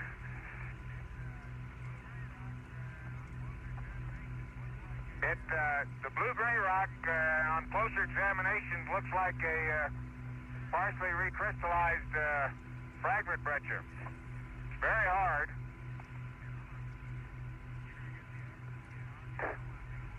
And you're gonna get the afters? Yeah, I'll get it. I want to do a little bit better documentation on this thing. Bob? I'm gonna go over and look at that contact. I got a few close-up stereos of the inclusion that we tried to sample. And I'm going to see if I can't give you a little fly line stereo around this thing. If I can stay on my feet.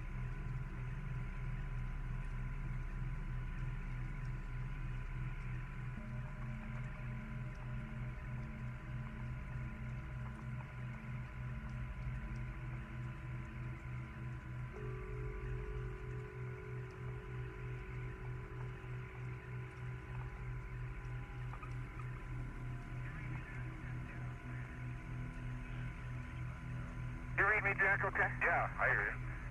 And Houston reads you loud and clear also. What?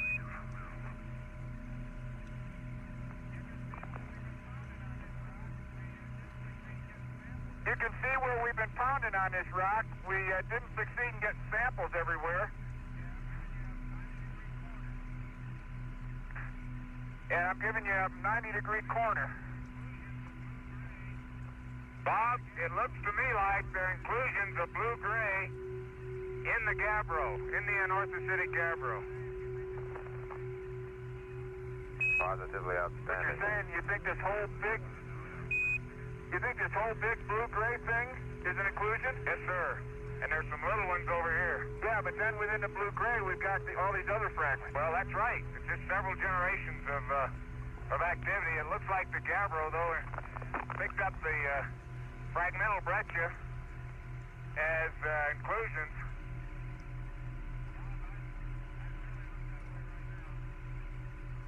Bob, I'd really look that way right now. There's a...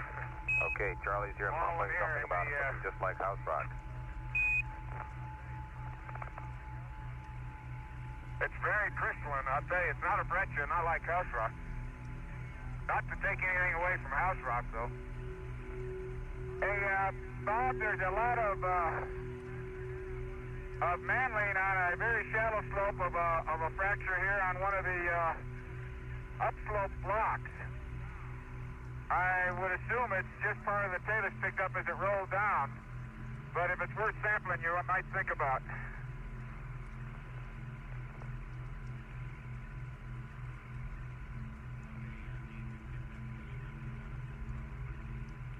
Okay, Dean, if you can get that fairly readily, why don't you, you can perhaps just scoop it up with the bag.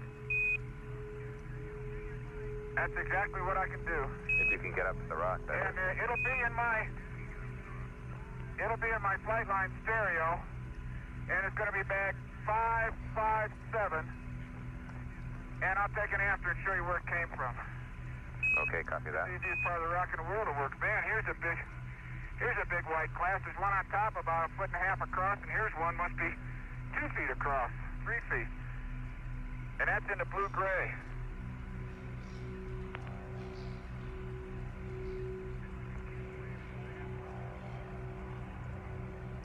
You're like a kid playing in a sandbox.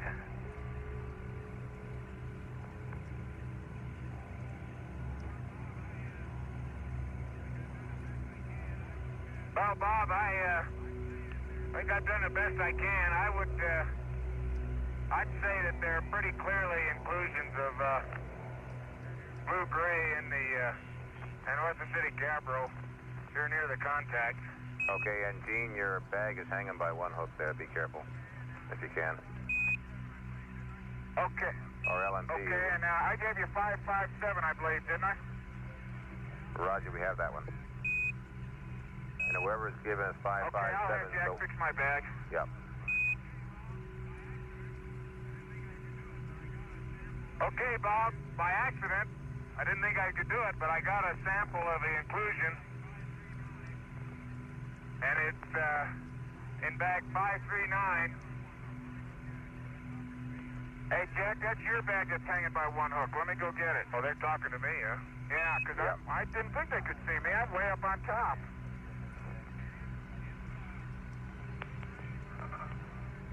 And it's blue-gray with light-colored, put these in my bag, inclusions in it, all right. But the whole thing seems to be pretty well altered or metamorphosed. Compared to the major rock we just sampled, to the other blue-gray rock. Yes, this bag is terrible. It won't latch. Man, there's a dark hole in there. Hey, don't let me,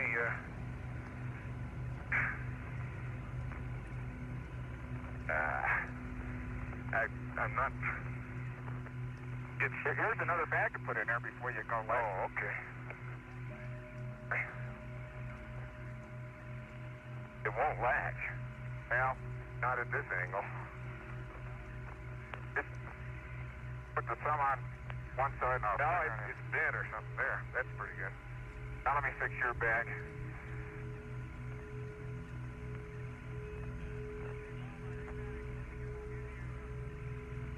And 17. Okay, Bob, I think that inclusion will give you an example of what that'll stay on. What the North City Gabbro did to the blue-gray breccia.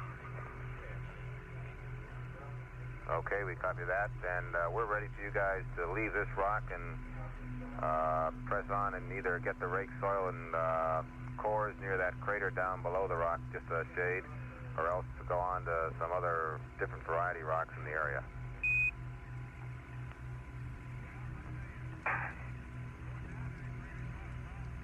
Well, I tell you, going down to that crater's not a problem. Getting back up is. Okay, well, find a decent area to get the rake soil from. Gene, I could go down there and start a rake, and you could come down there. Okay, I don't think you ought to try and walk back up, Jack. Let me get a pan from right here where I got this sample. Okay, I'm going to come over and I'll go get the rake. 17, it's not that vital to get to that crater. We just need a good place for rake soil and a single core. Hey, get uphill a little bit, if you can, for the pan, so that you don't, so you see my other pan station. Where was it? It was over there in that crater just uphill from the Rover. Yeah, well, I'm going up there. Hey, and 17, we aren't really all that gung-ho about that particular crater if it's that much of a job to get down to it and back up. We just need a decent place for rake soil sample and a single core.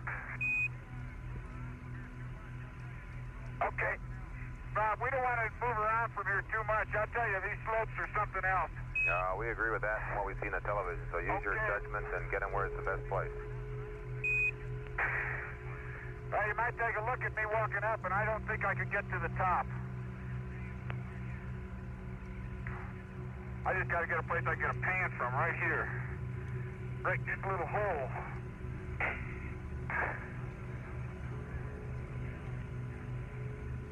Okay, now I left the Noman down there. Okay, I'll have to go get it.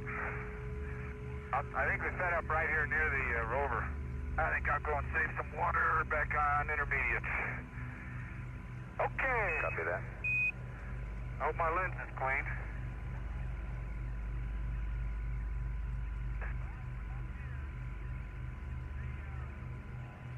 Bob, from up here, the light mantle is not evident until you see the angular reflection up on the scarp.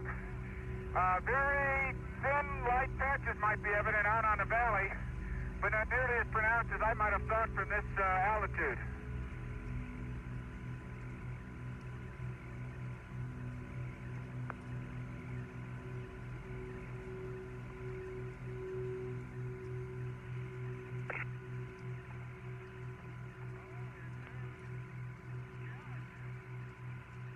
Oh, and there's Challenger. Holy smoly.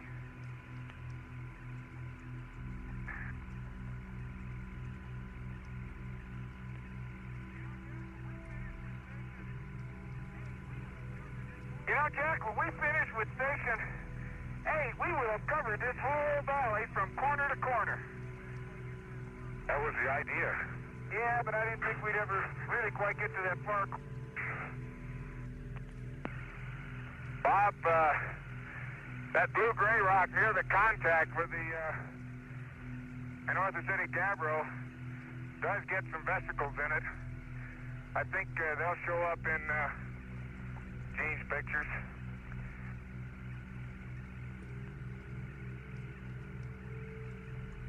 Okay, we have that too, Jack. Okay, I just ran out of film at 160, and I'm about 2 pictures short of the pan, and they're upslope. I think I can cover most of that with the 500.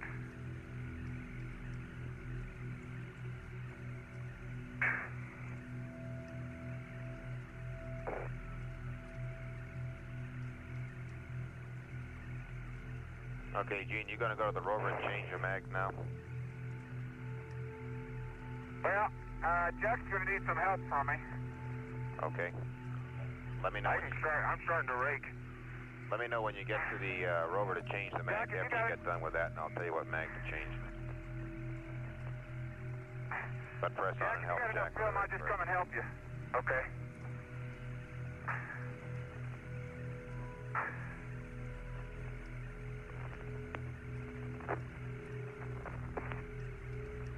Okay?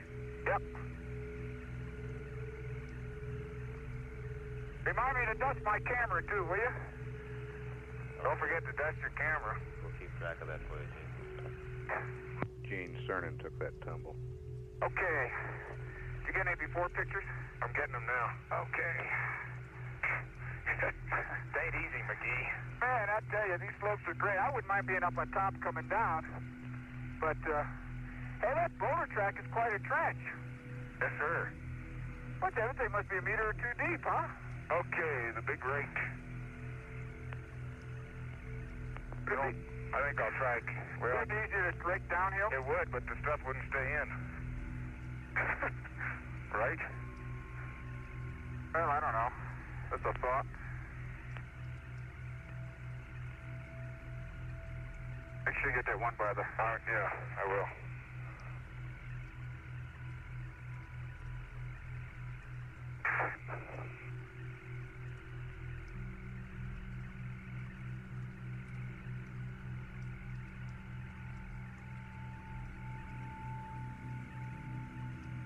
We're not really supposed to be selecting. Not raking.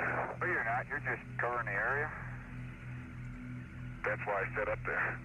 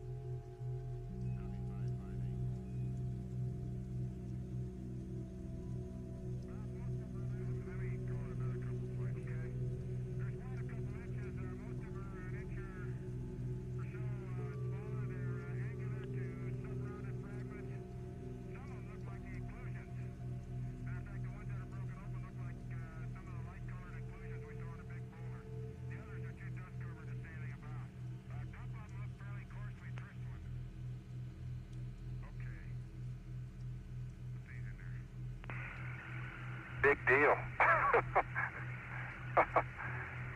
Okay, 3 more. Okay. Make it an after.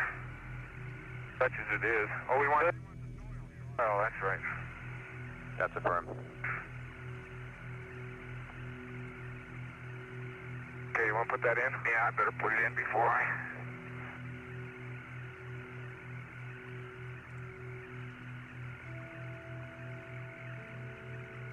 Okay, let's try for the soil.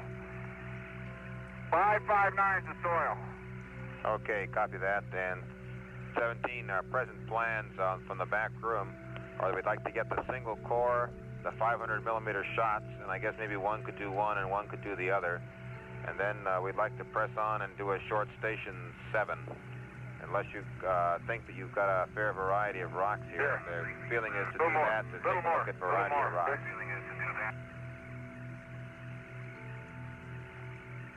Okay, Bob, I'll get the core and let Jack get the 500.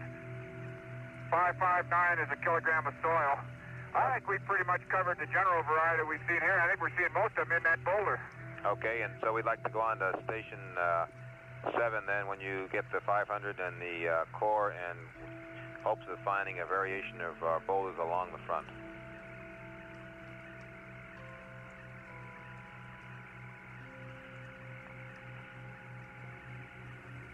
Okay? Let me know when you get it.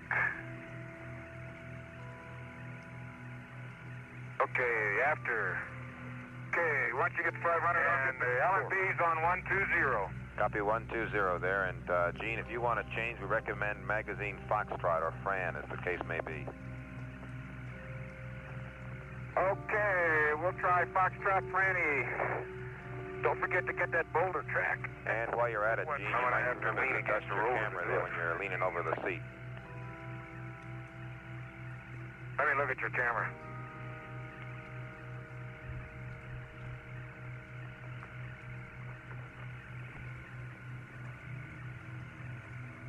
Oh, man, if this Rover wasn't here, we'd roll downhill.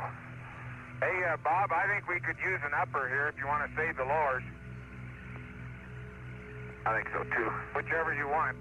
You want your, no, I get it. Once you get your 500 now. Okay, but you want a core? Watch the fender. The core's in there, isn't it? Well, there's some in under my seat if you want to use those. I'll use those. Stand by, Jack. We have 3 lowers and 2 uppers, so we just as soon use the extra lower here in the single core. That'll give us 2 uppers and 2 lowers left. Okay. Doubles. There should be a lower in there, Gino. Yep. Bob, any special place you want that? Just out here on the slope? That's the berm, just out there. Up. Well, I guess if you saw a crater, you you don't have might any look at film that, to but primarily we're document looking at the crater. I'll get it. I'll get it, Jack. Don't worry. Okay.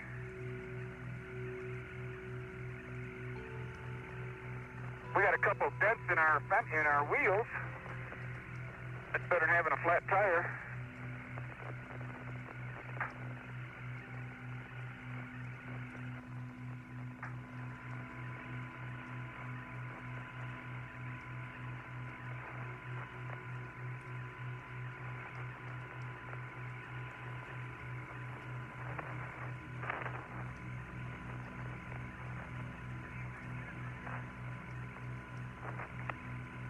Did he say in a crater?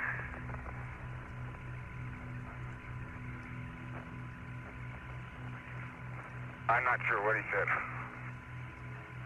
Thinking, how do I get this doggone big turn to come off? You gotta unlock it. Yeah, it is unlocked. Okay, now push down and turn. Okay, I got it. How am I going to see up there to shoot this thing? Well, watch you lean against the rock. Go over there and lean against it. Well, okay, I have to do something. I was trying to get so I can lean against the Rover, but that ain't going to work. Rover's not steady enough for you to lean against. Well, it's steady enough. There's just no place to lean. Okay, and Jack, if you'll listen for a minute, I'll tell you some possible 500 millimeter targets that people have in mind. 1, the Lem, if you can see it from there. 2, Nansen, if you can see it from there. 3 Lara, and 4 Shorty. In other words, I guess they're talking about looking along your traverse from yesterday. These will be mostly the back shots, Right. apparently. And then also the South Massif.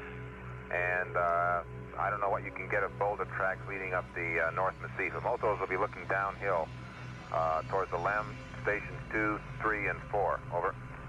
Nansen, Lara, and Shorty. I got you, boss. Yeah, the Lem is visible, by the way.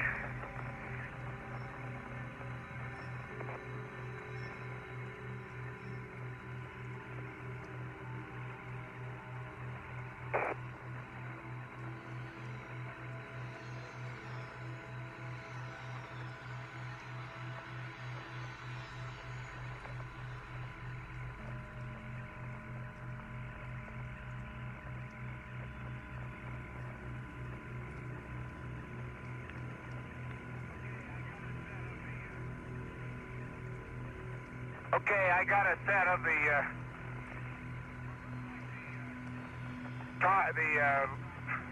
what looks like the outcrop from which the boulder came.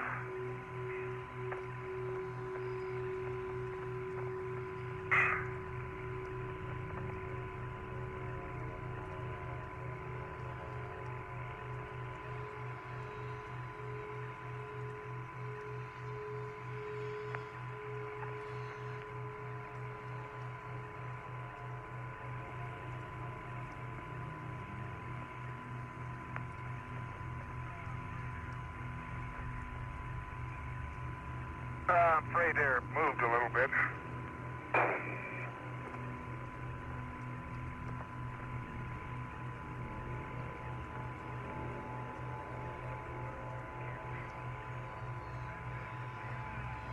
I can't. That's it. I got a few pictures looking up the boulder track and then off to the right, to the left a little bit. And one off to the right. I think, I'm not sure how well they overlap. That's just an awful hard shot. Okay, good on that. And if you're done with that, if you got a frame counter, you're still taking them, I guess it looks like. Yeah.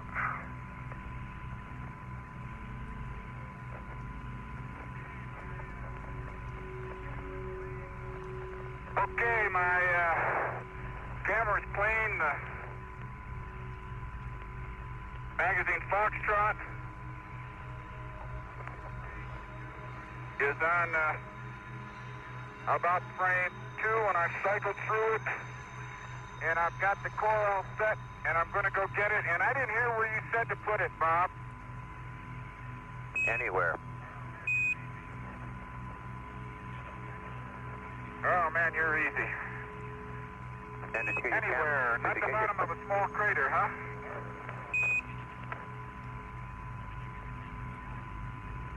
Any place. And did you get your camera dusted? Yeah. I got it all dusted and a mag's changed. Good. It's core 48. Copy that.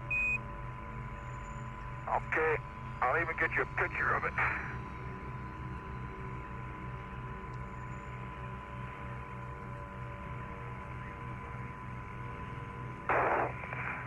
Oh, me, oh, my.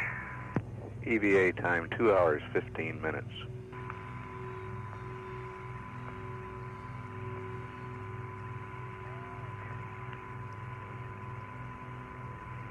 Oh, me, oh, my.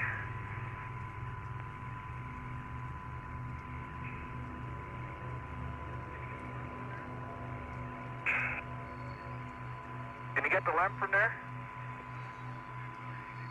Yeah.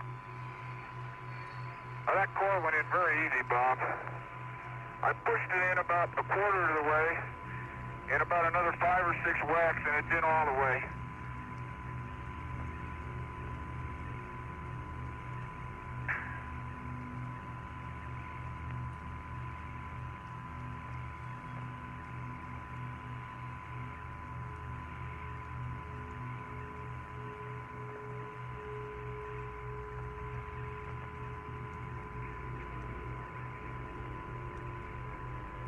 Okay, come on out now, baby.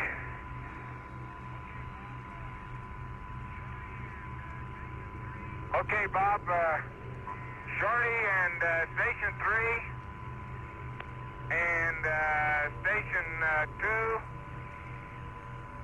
and what else?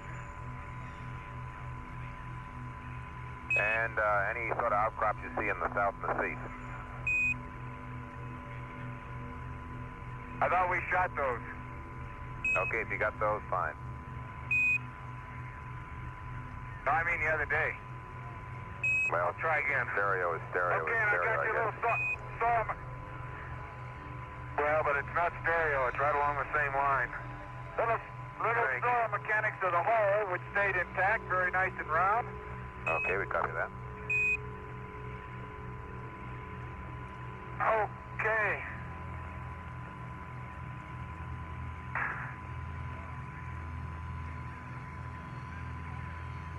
Oh, man. Yes, sir. We got a couple dented tires. Okay, my hands have had it. Okay, good Not enough. going to get anything else out of me if I keep taking pictures. And, Dean, what's a dented tire? A dented tire is a little golf ball size or smaller indentation in the mesh. How does that sound to you? Doesn't hurt anything. That sounds like a dented tire. Frame That's how it 3-1, Bob. sounds. Copy frame 3-1. That's sort of like what it is.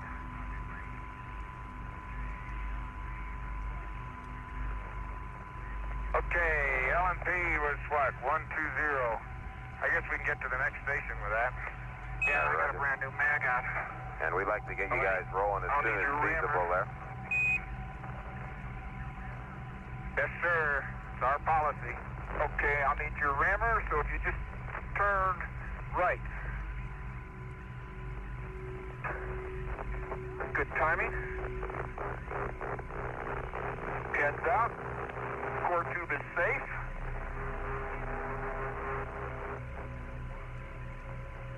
In full. I knew it was.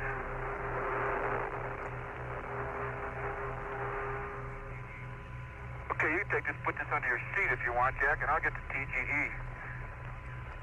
Oh, let me put your shovel back on for you. I'll get it. Get that? Yeah. Don't lose that. What to do?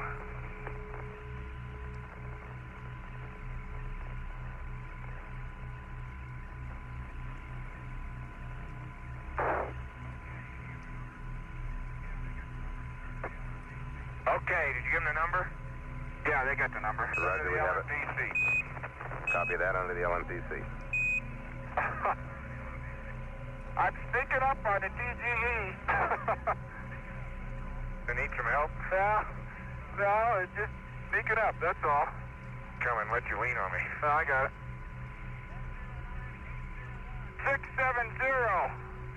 670-109-801. 670-109-801. Okay, we copy that.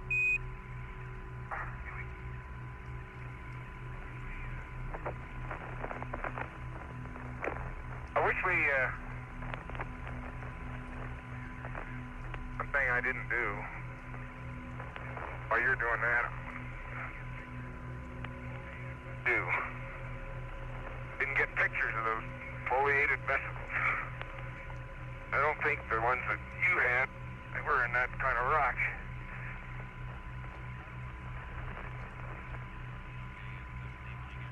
I don't want to lose that thing, so I guess... Okay, and 17, when you get back on here, we don't need any charges, and we'll leave the SEP turned off.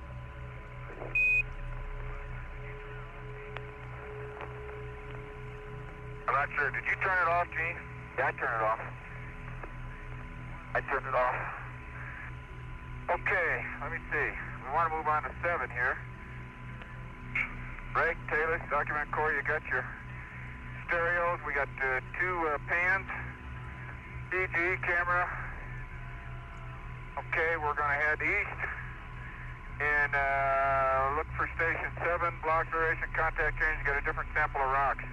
Okay, I sure want to get 1 or 2 of those nice ones in the big bag while you're over there. Okay, open the gate and I'll bring one. 7. Okay, and let me know when you get ready to get back on the road there, 17.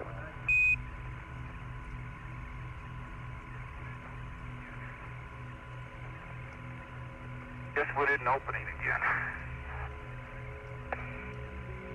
Should though. It's all set, right? You can put them under Jack's seat if it's easier.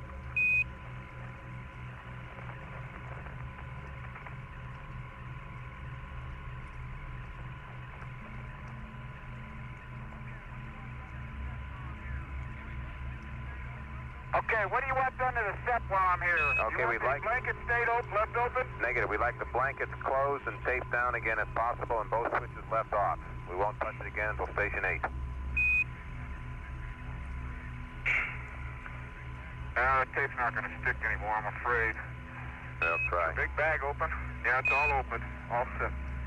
Get me I need a normal sample bag for one here. It's pretty fragile. Okay. Oh, that doggone thing's not gonna... That tape is full of dust now. Okay, wait a minute, Jack. Here, let me get this big one. I'm about ready to drop it. It looks like Gabbro. And then there's sample bag 560. Copy, and 560 has an undocumented except by the pans. Very white, looks like a crushed anorthosite. It looks like some of the inclusions in the breccia, in the gray breccia, gray recrystallized breccia. Okay, we copy that. When you get around, we close this gate. You might try and hit that top of that step down again. Hey, Bob, you're staying keyed an awful long time. We can hear a lot of what's going on back there. Wait a minute. Let me get this out of the way. Okay, close it.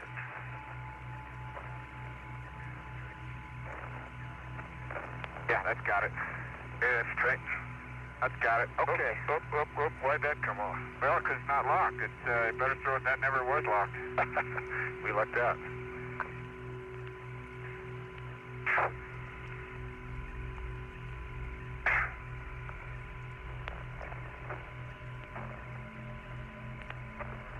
Okay, we're moving. Sort of. And before you get on, remember to close the battery covers if they... Yeah.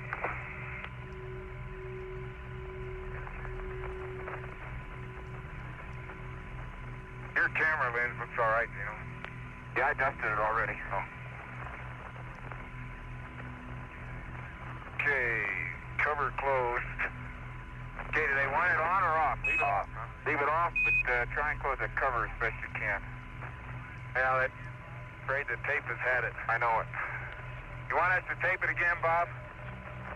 What'd you do with the tape? If you can grab the tape right off, but don't spend a lot of time on it. What'd you do with the tape? Let's worry about it. Let's worry about it at station 7 if we're going to worry about it. Press on. Okay. Yeah, let's forget it now. It's too hard to work on here. It's not going to take just a minute. It's going to take too much time. I'm not sure I can get back on here. Well, let me give you a hand. We need any, we don't need any, no, nothing. Okay. Matter of fact, I could drive, Jack. Why don't you drive down and get, so you're not stuck? You can get on. You can go downhill very easy. Yeah. Okay, let me get the TV. The battery covers are closed. Let me, why don't you just go down there? I'll carry the Rover sample just in case. Now this, okay, I'll get that out of your way too. Okay, I'll head down to that, actually I'll side hill over to those boulders, right over there. And then, see if that's any change. Okay, you might, if you got another sample, a large sample, you might grab it and we'll throw it in the foot pan here. And I'll see if I can find a level spot to... I sort of ought to have my scoop, too. I could get on. No, don't take too much. Just take that. That's all you need. Oh, well, let me have your hammer, then. Bill? Okay, and 17, can you verify that the that the Nomon is back in the Rover? Nomon is on the Rover. The TG is on the Rover. The rake? Rake is on the Rover. The scoop's on the Rover. We got the, you put the core under your pan, right? Yep, that's right. Okay, I'm going to power up and see if I can't come down and get you. It's fun walking downhill. Boy, that Boulder track is impressive. Okay, and 17, when you Very get moving, symmetrical. we want to get and I quote, a maximum variety of hand samples with a minimum amount of documentation and a minimum amount of time at Station 7. Just an attempt to see what kind of variety we can get along the face of the front. Over.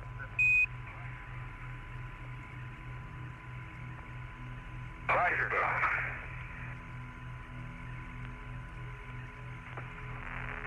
Okay. Station 7 is 0.8 of a kilometer east of Station 6, still along the base of the North Massif. Help, I'll get on.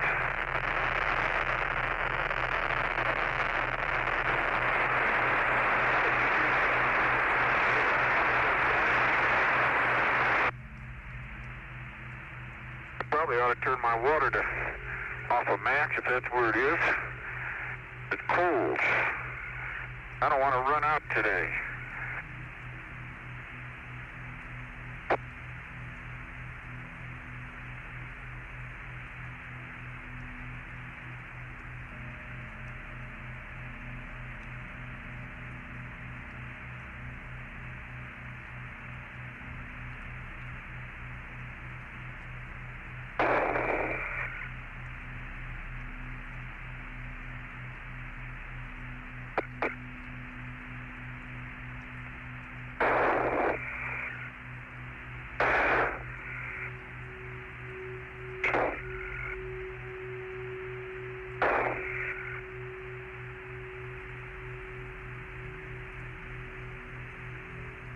Well, the roll indicator says 15 degrees and the pitch indicator says about 12. I don't know if I believe all that. Bob, you with us? Go ahead, right, we're with you. Okay, I'm rolling. Copy that.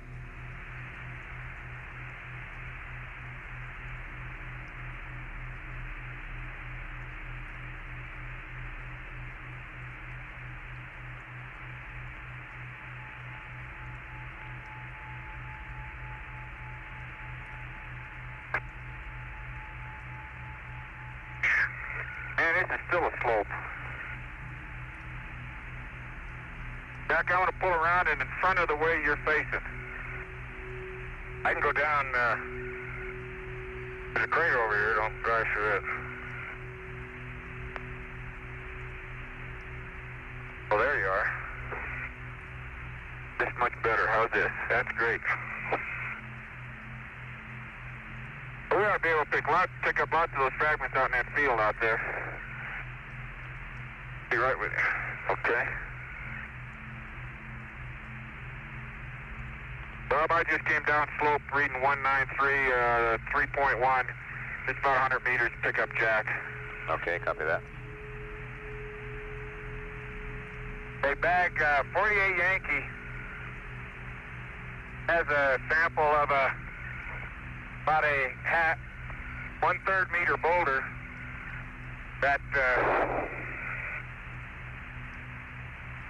was flying in it, that's sitting right smack dab in a little crater of its own. Copy that. Oh, Jack. What? Oh, you just kicked a snowstorm of dust across here. I'm sorry. I just fell, too. You all right? Yeah. What's your hammer? Yeah. Okay. I gotta drop it in the pan here. Hold on to it, I think. Couldn't help that one. Yeah, I think we get some more level spots. I can dust this thing back there. Am I really on? Go high. You're twisted. Go away from your one twist. Okay. Is it caught something? Yeah, it is. Wait a minute. Get up. You're sitting on. Get up. What am I? You gotta get out. You put this away. Wait a minute. Get up, out, all the way. Oh, that thing. Yep, this thing. That's right. That's where you're sitting high. I knew I'd forget that.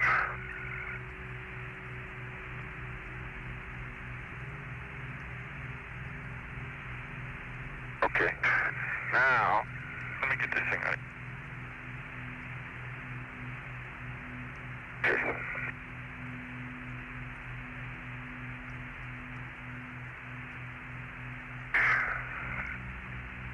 Okay, let's press. They get latched.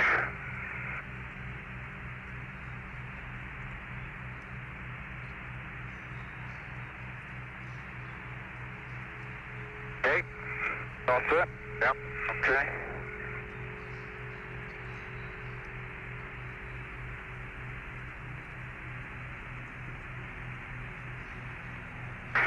LMP, Bob. LMP frame is 130. You got a lot of static now? Yep. Okay. Okay, you got a rock on your right, I guess. Yeah, I got him. I got all. I got the low gain set. But, hello, Houston, do you read? Roger, we read loud and clear. Okay. Okay, how about that field? Not this block, but there's sort of a collection of them. Yeah, way out there. Way out there. About 300 meters or so. Oh, at least, yeah.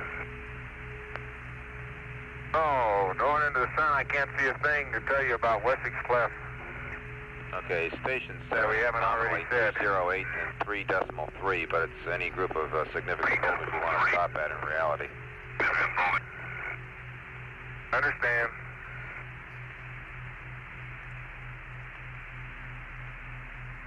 Oh, easy. You feel like you're on a downslope over there? Yeah, I feel like you're about ready to spin out downhill. Do you? I don't feel that at all up here.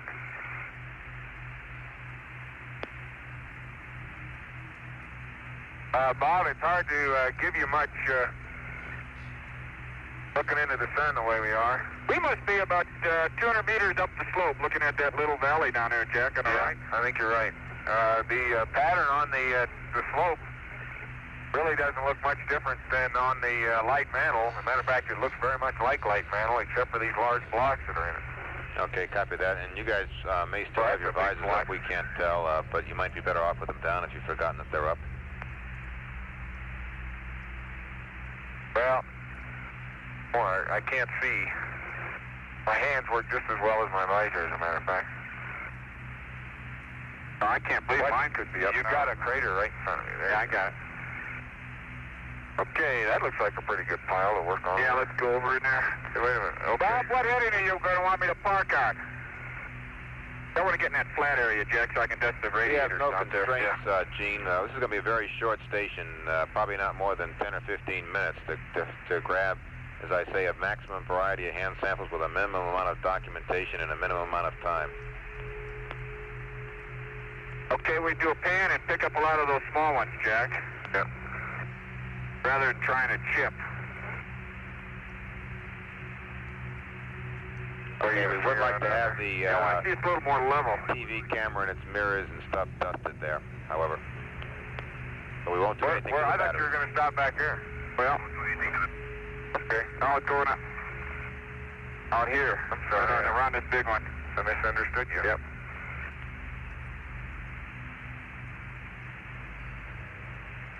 See, there's a lot of little ones up in here. I want to... Okay, do not do anything to the batteries, understand? Roger. I can't figure out where you're going to stop. Right in here. Right here to give you as much of a level spot as I can. That's about as level a spot as I can find. I'm inside the slope of a crater. Bob, I'm at 2003.3. Copy that.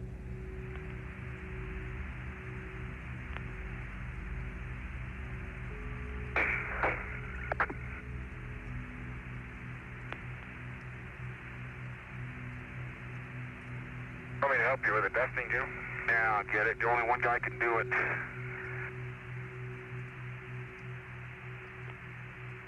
I just You take a pan before, and we'll start picking up some of those samples, and I'll take a pan afterward. Well, let's see here.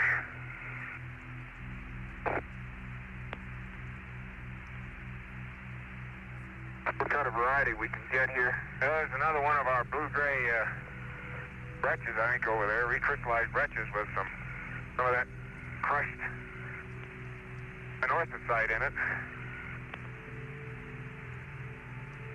I think right in here. I'm going to take the pan at Jack, about... what's your frame count? 131. Okay, press on.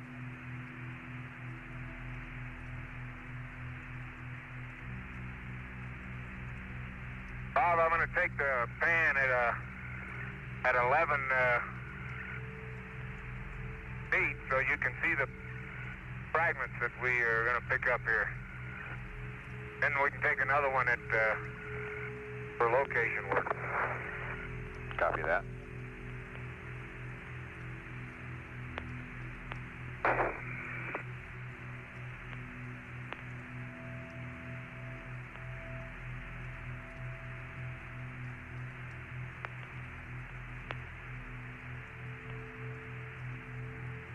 The picture's coming in now. EVA time 2 hours 38 minutes.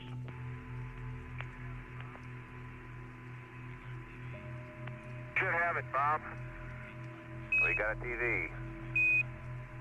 And I repeat, we'd like to get some dust both on the mirror, dusting of the mirror and the lens of the TV. TCU and the TV. Let me get you out of the sun.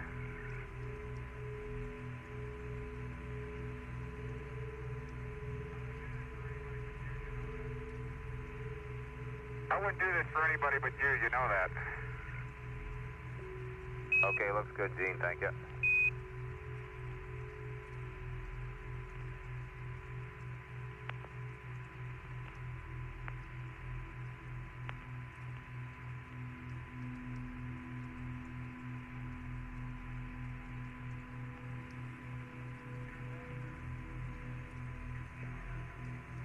You know what? Getting tired of dusting.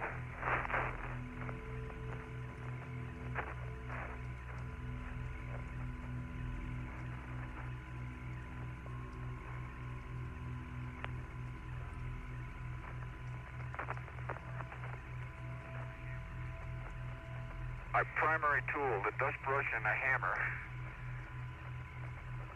And my head.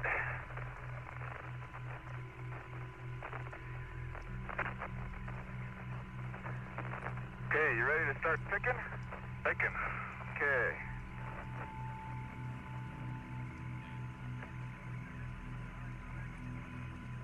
And, Notice the temperature difference with that high sun angle? Sergeant, you're probably letting in a lot of infrared through that without having that gold visor down, too. That's sort of an infrared shield. Yeah, but mine's been down all the time, Bob. Copy that. Shade. Okay, 540 is the first bag of selected samples. Copy that. I got it.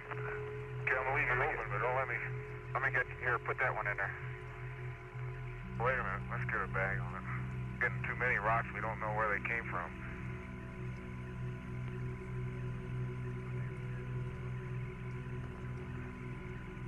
I don't think it'll fit, you know what?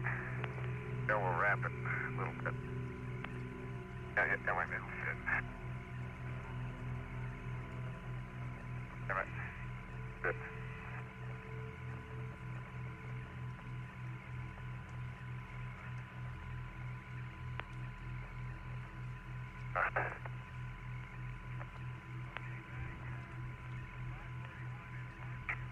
Okay, bag 541 is partially around another big rock than Gene's collection bag.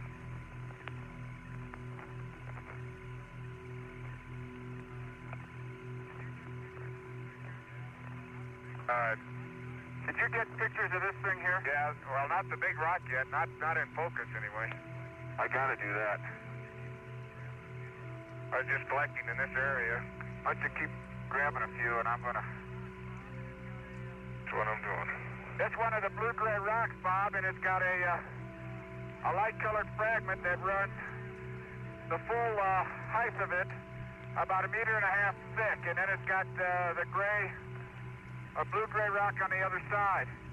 As a matter of fact, let me look at it closely.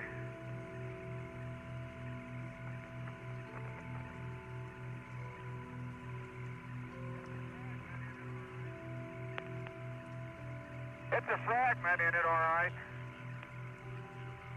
Okay, copy that, Gene, and remember to document around the corner if you're trying to get some photo documentation of the boulder.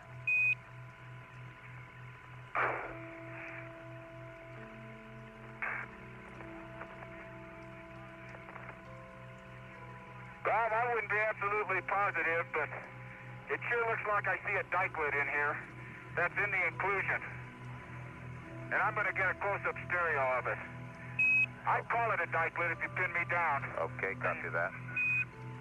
Pin him down.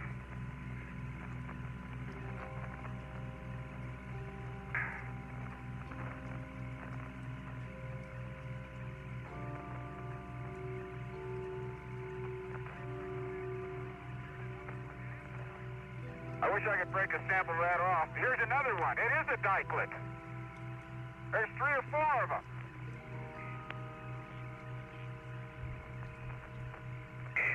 Okay, copy that, Gene. Very good.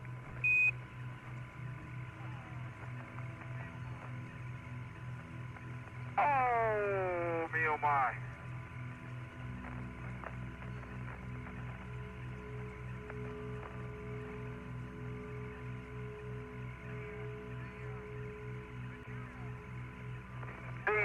The material in the dike looks, yeah, it is. It's not covering it. It's between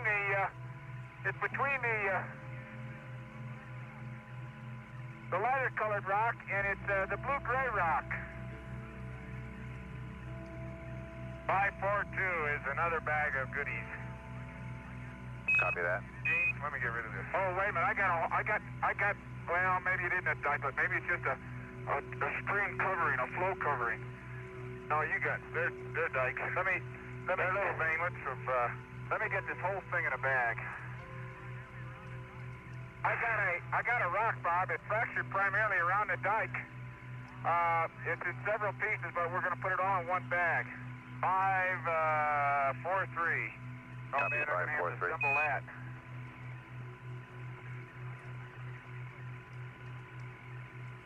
Here, let me get it piece by piece.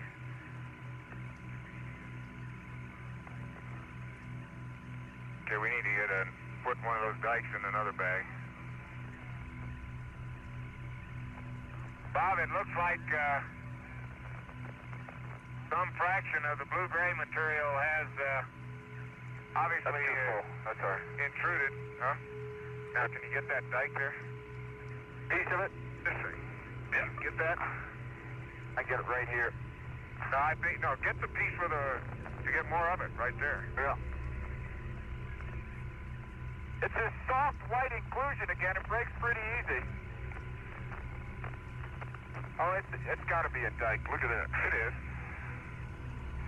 It is. Okay, 544. Copy that. Oh, yeah, it is, because I just broke into it. Yeah, I'm looking. And we'd like to have you guys moving again in 5 minutes to get to Station 8 on time. Yes, sir.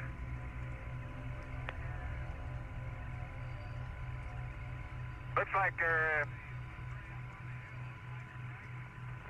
although the blue-gray up on the hill looked like a fragment fracture, if this is still related, then it's been some partial melting at some time. There's a preserved contact between the dike and the white material. That's what I wanted. Get this big piece of dike now. So you can get, whoa, don't hit it again. There, you still got some contact there. Oh, there's some good contact. There, that'll do it. Okay. That'll do it. Dike and intruded rock in 544.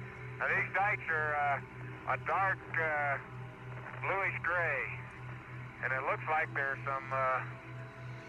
It looks like they're very finely crystalline. Maybe with some take up some close. Very fine phenocryst. Okay.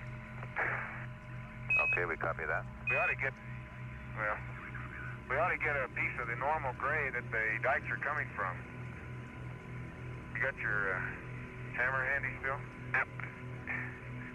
Yeah, I want to get ahead. Finish documenting this thing.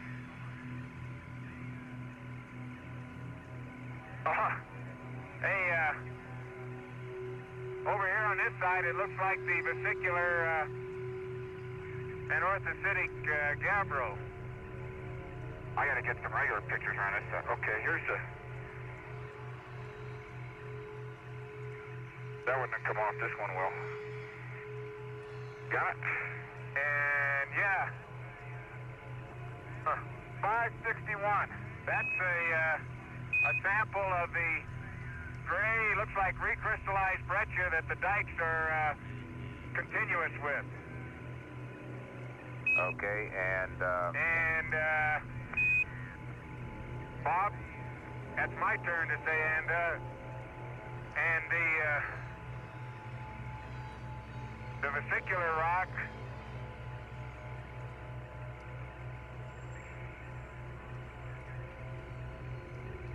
They finished the stereo around the corner here. okay, and you guys just dropped the scoop there on the ground, and we're ready for you guys to leave. I know you are. And you might grab one FSR on the way out. Okay, we'll do that. Okay, there's that one. The vesicular and orthocytic gabbro is in 6'2". 6'2". I get this in there, you take the. I gotta get the scoop, and I'll get the hammer. Here, make sure your bag is full. I gotta check yours too. Let me get uphill from you though. Wait a minute. Give me the hammer. How's that? Can you get it now? This is one of the worst bags we've had. Latching, it just doesn't stay down. Probably, if we get time somewhere, we ought to change that out.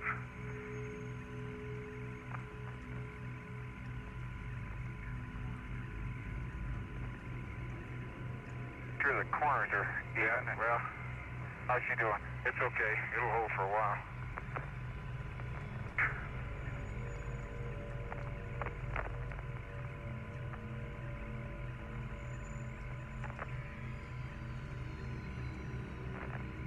Okay. Okay, here's an FSR that's about, And Jack, you're on tag on one side of your bag is undone again. No, I'll get it for you. Here's a football-sized rock that was 50% buried. Can you grip it?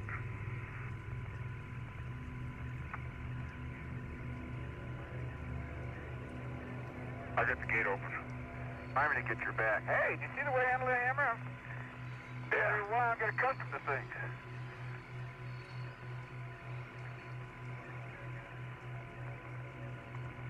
That gate's a little sluggish too, Jack.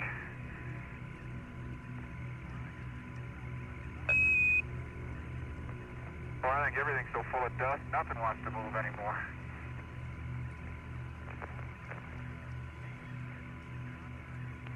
Okay, that one looked like a piece of the gray rock. I'll bet I didn't push the gravimeter here. Did I, Bob? No, we'll get it at station 8. No, they didn't tell us to. Okay, Jack, you're going to have to close the gate and I'll have to hold a big bag over the top. Okay, and Jack, before you leave, we'd like you to change mags before you leave the station. Yes, sir. I'll do that.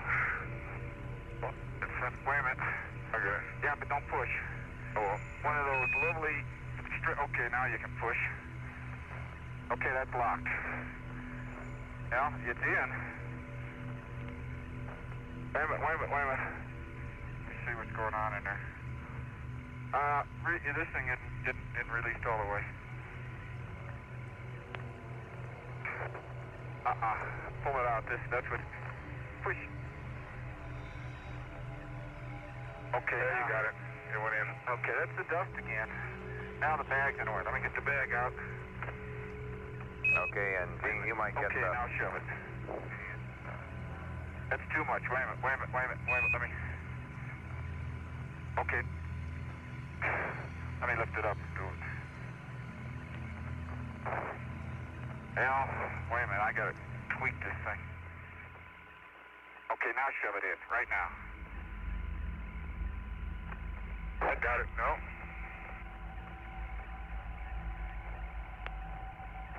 Well, let you play with it, and I'll see if I can change your mag.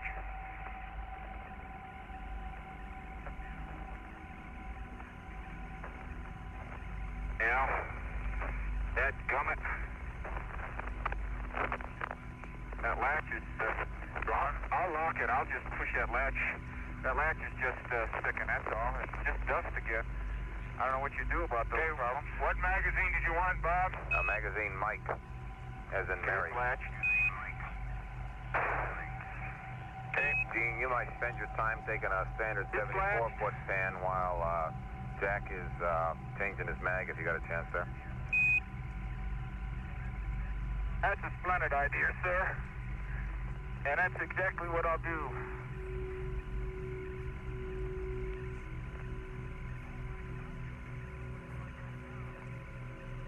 I don't mind going uphill because it's so much fun coming down. Down in my little hole here. Oh, that's stability. That's stability.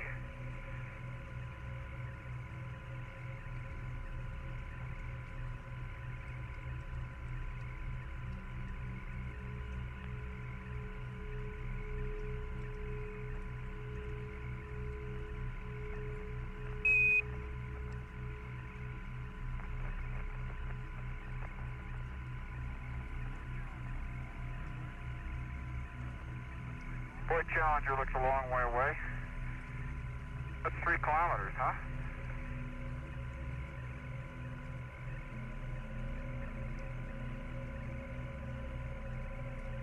Yep.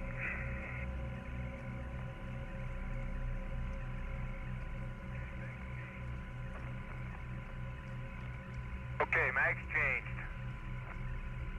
Copy that.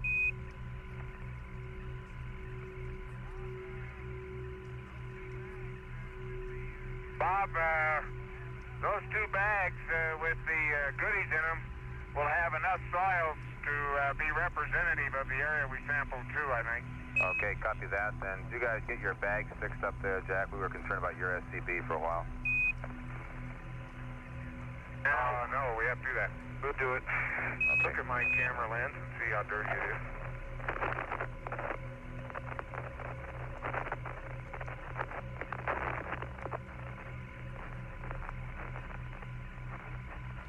Oh, it's the other hook that kid. Turn a little more left.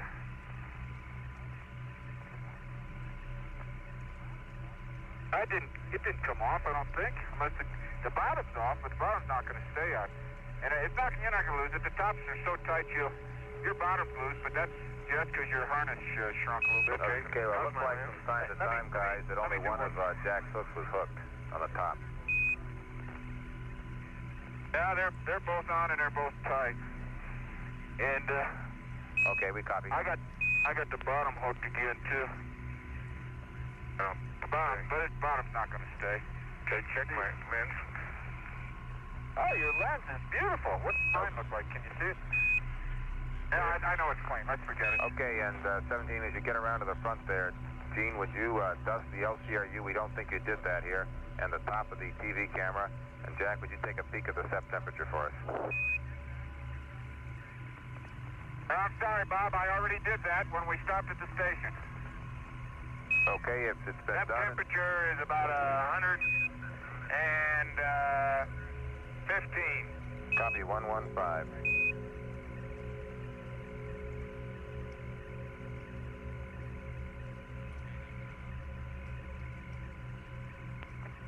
Okay, then press on.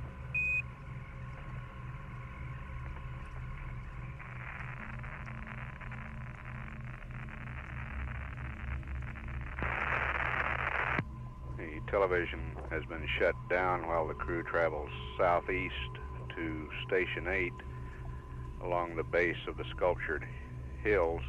It will be up to crew discretion just exactly where to sample along the base of these hills.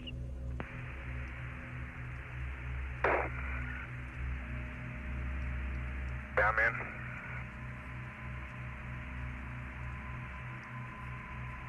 And we seem to do an awful lot of down-sun driving or up-sun driving for all the planning we did.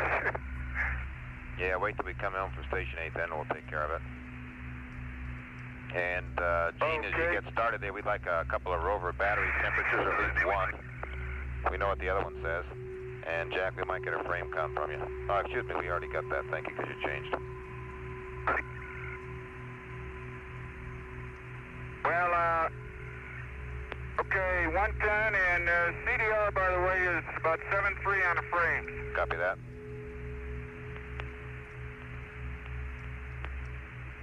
Okay, Bob, I'd like the range and bearing to the, what are you getting reverse? I don't know. Okay, we're rolling, and I'd like the range and bearing to the next, Okay, we want a heading of about 125, and there's going to be a small turn. I think it's at the crater, the SWIP crater, at 225 and 3.4. There'll be a slight turn. That's heading of 125 is what you should start out on. That's what I'm looking for. And 225 and 3.4. I thought we were bypassing. No, we just do that during I the thought we were mission planning bypassing stages. SWIP.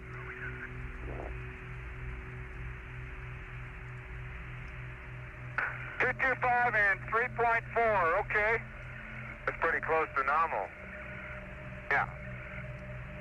I got may I tell you, this little navigation map I got on my handcuff checklist is unquestionably the greatest thing that I've ever done.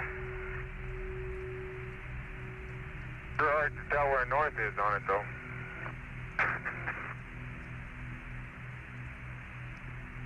Trying my best to keep you out of those slopes. That's all right. I'm learning to tolerate it. Okay, Bob, we're pretty close now to, no, we're not. We're still about 100 meters, I think, from where the break and slope is with the plane. And, but we're away from the block population except for scattered two great big blocks out ahead of us, this side of the SWIP crater. And, but the average population is down to the 1% or less again. That average population really never changed up in here. Just the big blocks were around.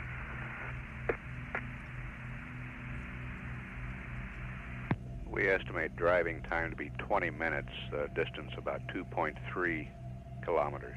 100 meter, blast, line, hit bottom craters.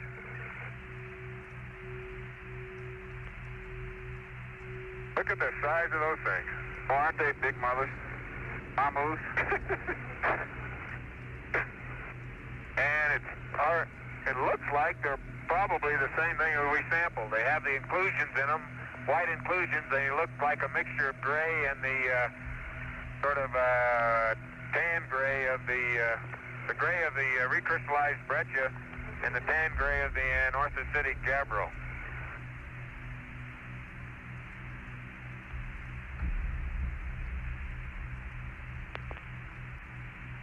That must, hey, look, there's Van Serg, Blocky Rim Crater.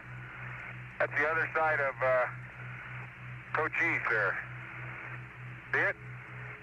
Yeah, way over there. Yeah. Cochise is certainly a shallow crater. Well, we knew that. It doesn't have any, it only has one place I can see that has any blocks on the inner wall of Cochise. Otherwise, it has a surface much like what we're driving on, for walls and for the floor.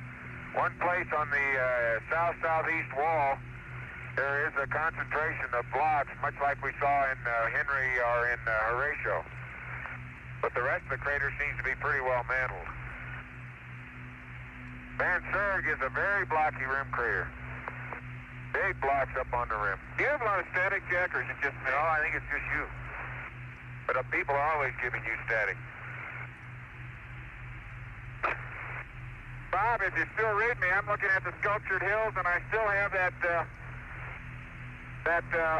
old man wrinkled face appearance even up close at this sun angle. And those wrinkles go from generally upslope at the west to downslope at the east. Hey, are you, no, you're right at the edge of Cochise, aren't you? Right here? Aren't you? No, we're not that close. This Cochise is up at, see that rim where those blocks are? No, that's a small crater. Oh, I'll bet you that's Cochise up there. We got to go quite a ways yet to get there. How about a range and bearing there, guys? This driving is really a tough... How about a range and bearing? Okay, it's 210, 3.4. Copy that, 21034. And you should be somewhat north of Cochise there, as we're planning, although you may be cutting south to try going directly up sun. I guess that's some other, that's just a depression. I think Cochise is over the depression, yeah. Yeah. Those are getting warm. Well, I tell you, every bump you go over on a side slope is just accentuated.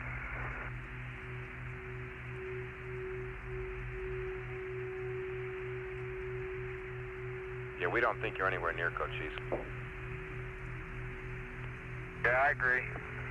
Yeah, I think it's over that rim up there. That's just a big, shallow depression. All I'm doing is flying the 3.4-kilometer arc right now. Say again there, Gene? There's another one of those deep craters that's not, that doesn't have a blocky rim. Okay, 214, 3.4.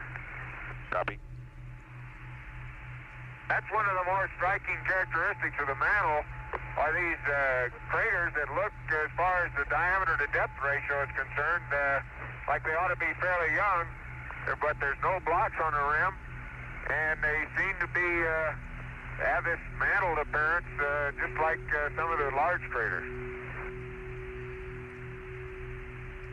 As I look up Wessex Cleft from just about a beam of it, let me get over here.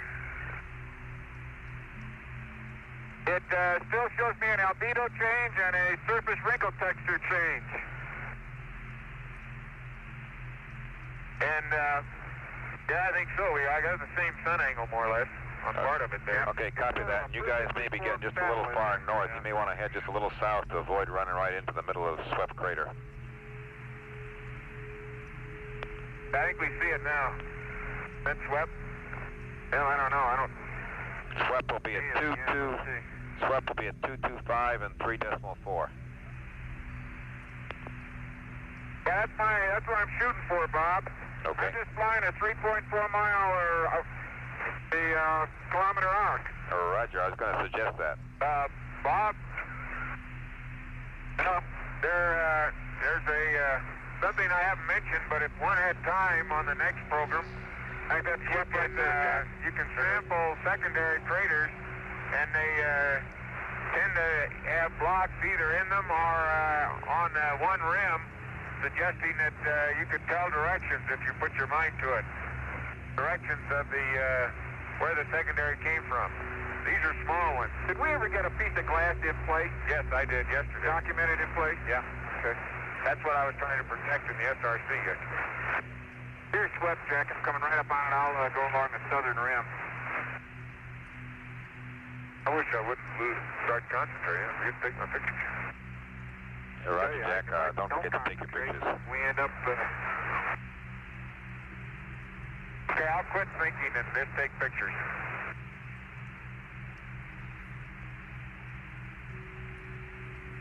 There's a crater, that double pit bottom crater. That's the first one of those. Right here, Jack. You're going to be able to peek right over the top of swept.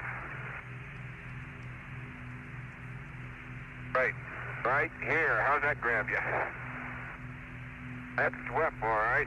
SWEP's a bigger hole than I thought it was.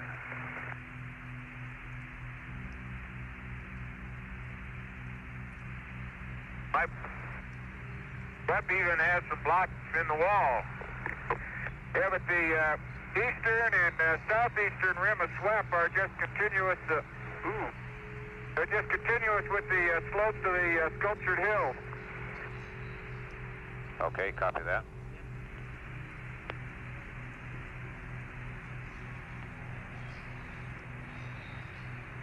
How does 238.4.2 sound for the beginning of 8? Hey, you're... I gotta take these slopes just the most comfortable way we can. 238 and 4.0 Yeah. we're expecting for Station 8, the beginning of it. 238, 4.2. 4.0, excuse me, 4.0. Roger. And remember again, Station 8's a very flexible area. You just get to a place where it looks like it's feasible to sample sculptured hills. That's right. Yep.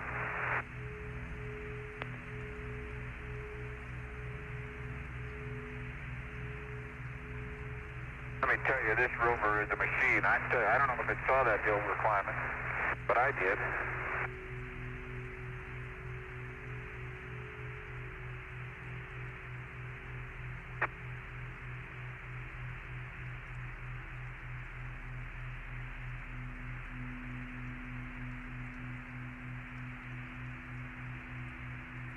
Roger, how you doing? Doing fine. I'm trying to get around SWEP over here and start hitting. East Mass Deep has outcrops on it. I can see now on the north side. And they also tend to have linear upper terminations. And some of those line up as if there's roughly horizontal structure within the upper one half of the East Mass Deep. Okay, copy that, Jack. Stop thinking and take pictures.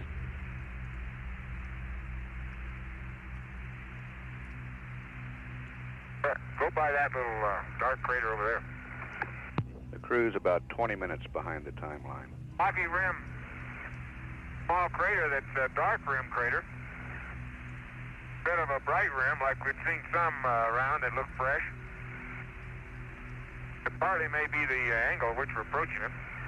Bob, we're on the southeastern rim of SWEP at 226 and 3.6. Why don't we get a sample of the material in there? Right here. Okay. Keep driving towards the rim and just shallow curve. Okay, now curve it. Got your spot? Okay, right. Just keep going and I'll stop you. Oh, straight ahead. Good, good. Okay, Bob, 226, 3.6. There's a highly fragmental small crater about 30 or 40 meters across, right on the southeastern rim of SWEP. And most of the fragments are football size and smaller, and they're very angular. And probably the inside of that rim turns out that they'll break. They're clods. Are they clods? Yeah. Like I said, it's going to be about 70% covered on the inside of the rim with these things. It's all instant rock, but the crater rim looks dark compared to other fresh craters like this that we've seen. 50 Yankee. Copy 50 Yankee. And the frame count is 26. LMP frame is 26. Copy that, press on. Now we're rolling. And 17, we're hoping you're to just go to doing those Station things 8A, the northernmost section of Station 8, if we can, of course. Yeah, I think we ought to head just about. Yep, we'll get there. Well, I think we ought to get below the highest peak up there because that seems to have the rocks on it. I only see one rock down straight ahead there. See that one? Of course, I don't know where that came down. It doesn't look like it may have came down from the top.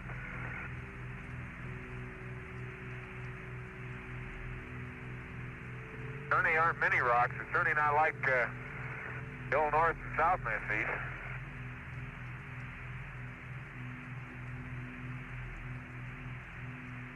Yeah, there's one big rock over there.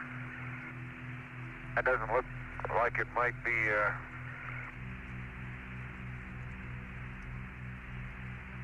well, let's head that way. That's about where the station is anyway. I think we're starting to see blocks.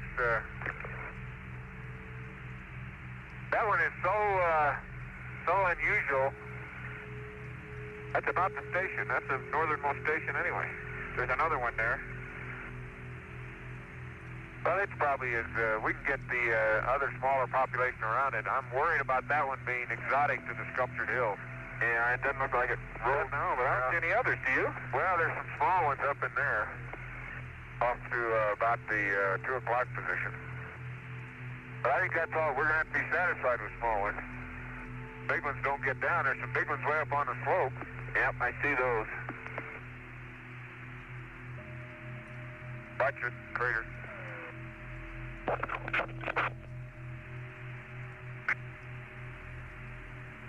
Yeah, let me get it for him. Okay, we're at 227.3.9. Copy, 227.3.9. I think it's worth, there's smaller ones around here too, Jack.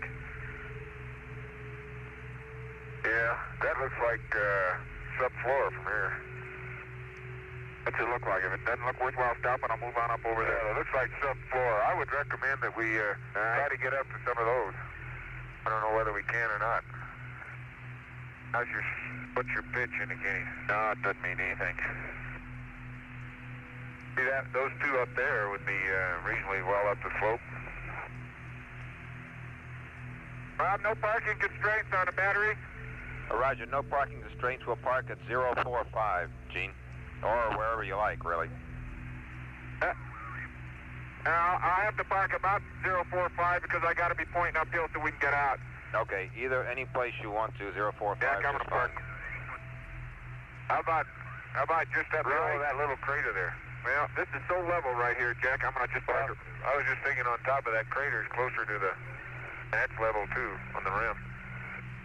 And I'll give them a good view of the sampling area. I think we work on those blocks there, and we're in pretty good shape. Bob, we're directly downhill, and that is from the highest point that I could see up on this first first sculptured hill. Bob, I'm parked at 026. Bearing is 226. Distance 6.6. Range 4.0. Amp hour is 85 and 80. Battery is I think it's 115. And the motors are all off scale low.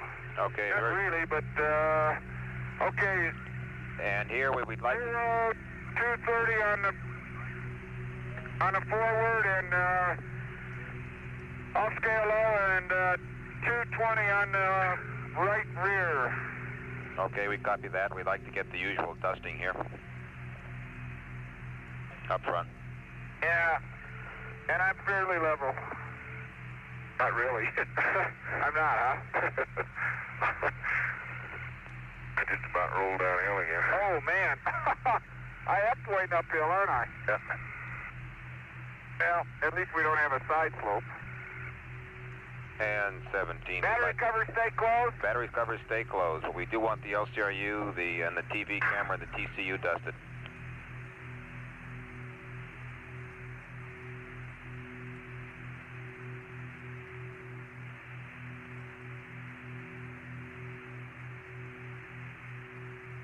Okay.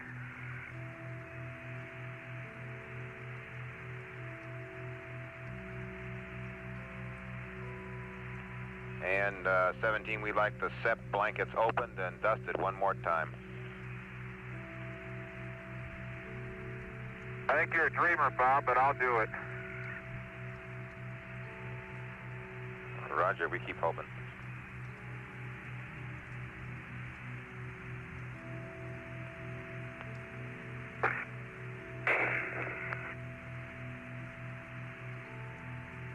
Start doing your thing, Jack. It's going to take me a little while to get this dusted. The first block I looked at here looks like subfloor gabbro.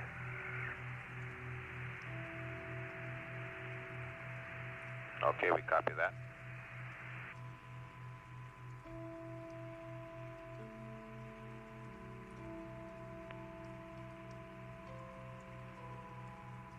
Should have it, Bob.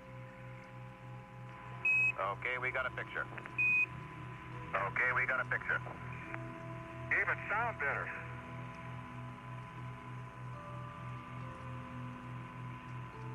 Battery covers are awful dirty, but I will not dust them as long as you're happy.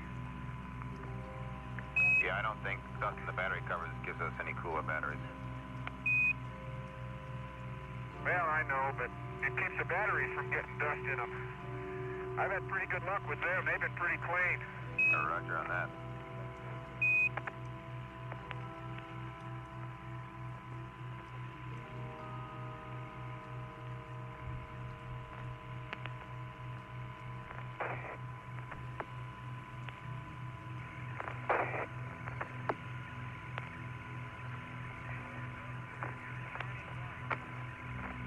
You are dusted and you're shiny bright all over.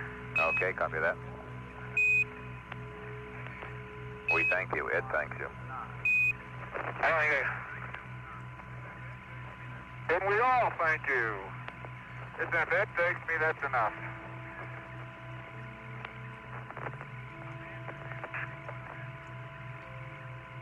A man couldn't ask for any more than that.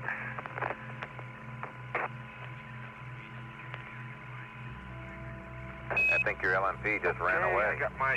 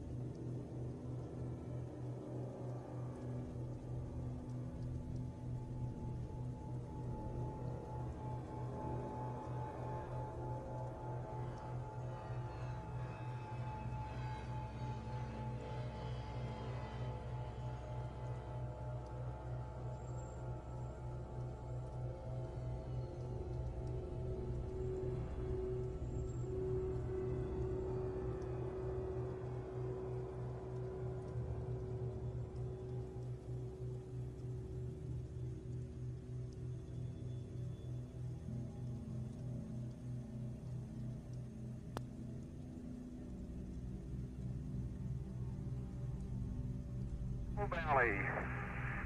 The first thing I'll do is I'll turn the TGE on and I'll give you a reading. Okay, we're ready. And I'm very much interested in my Rover batteries. And Jack, your go for exit, and looks like we've got it taken care of. Okay. And I'm checking the circuit breakers.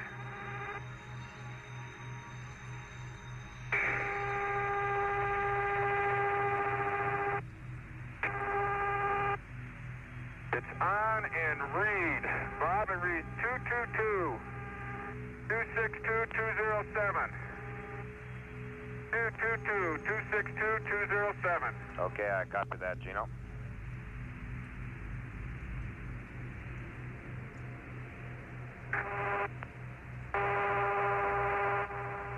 Okay, get the visor down, Gino. Get the visor down. Holy moly. It'd be better to leave it up. Beautiful out here today, Bob.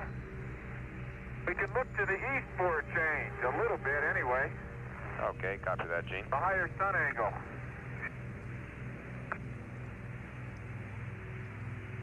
Okay, I'll get the LeCroux battery changed out. Okay, as you walk by there, if you walk by on the right side of the Rover, how about giving us a set temperature readout, please?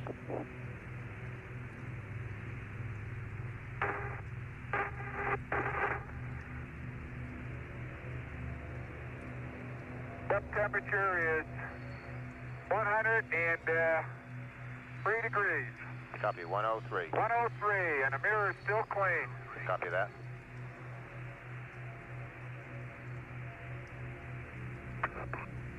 Well, let's see if I can change this little baby now. Supposed to be simple.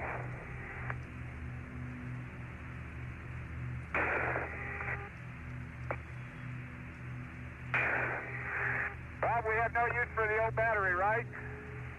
That's affirmed.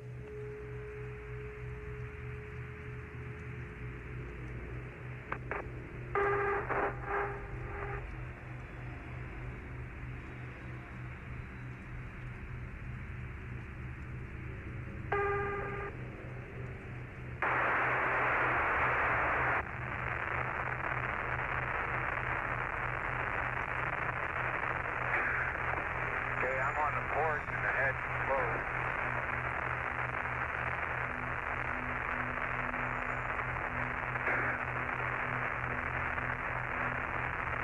Oh, don't bump into that. Talking to me or you? I'm talking to me.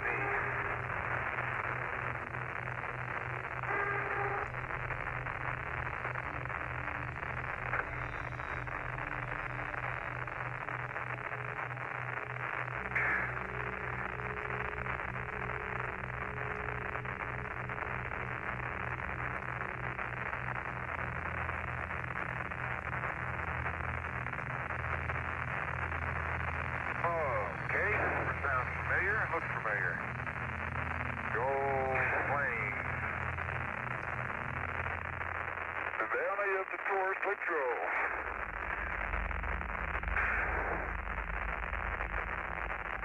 Want to get your antenna? Yeah, let me get the. I'll come over there. I'll get the TV on. I've already got the battery changed.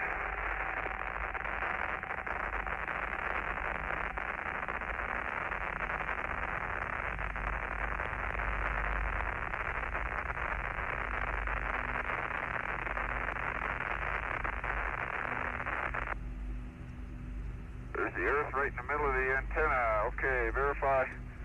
Mode 3, I am in mode 3. LeCroux blankets are open 100%. Battery covers, I'm closing. The battery. TV coming in. Yeah, you can come and get my antenna. Come on, let me set this down. Okay.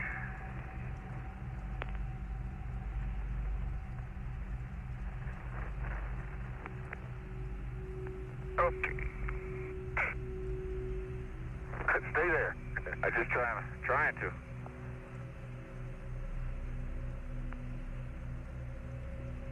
Okay.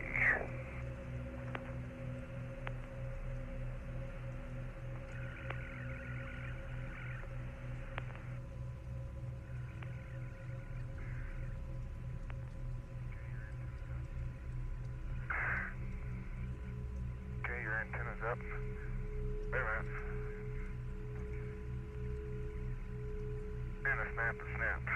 Okay.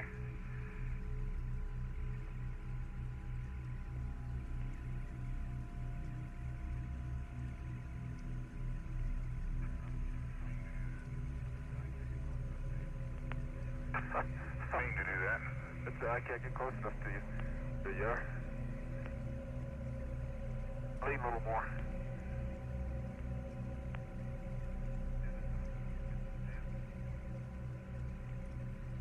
And is up. Let me get the snap. And 17, if you guys are interested, your shadows will be 8 feet long tonight. How many meters is that, Bob? I'll draw it out. I'll step it out for you. You can measure it. Well, I don't know. Should I take my gloves off? Need my cover gloves? Why don't you leave them on for a while, see where we're going. See what the Boulder field looks like up there. Well, I know what it's going to look like. You don't. The point is, my hands will be much better off without them. Take them off, then. So.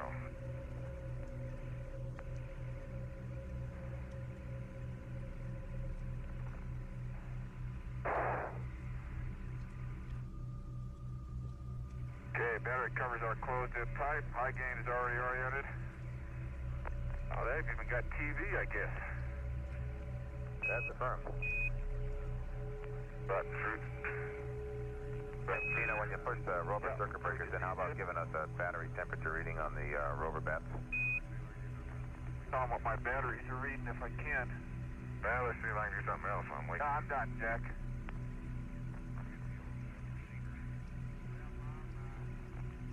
I'll get the old step receiver.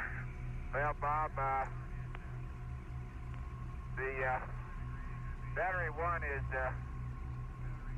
95 degrees, and the battery 2 is reading 0, so we got a gauge failure. In fact, it's not reading 0, it's off scale low. Okay, read that, copy that. That's a real cool down, isn't it? Okay, Jack, if you're going to worry about the SEP, stand by and don't do the SEP until after you worry with the ETB. And we'll get with you on that. When you get the ETB to the seat, I'll talk to you about it. Okay, it's 102 is the temperature. Okay, copy that. Okay, Bob, Mark, perimeter, it's flashing. Copy that.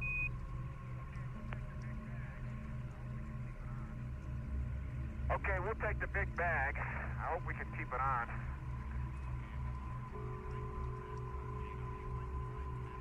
Okay, a couple of things on that, Dino. You might try tapping the thing to see if that loosens the dust.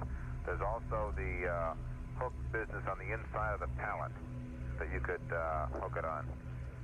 Caution, if you open the pallet, be careful not to knock the clamps off the fender, but you can also reach over this pallet to put the big bag on.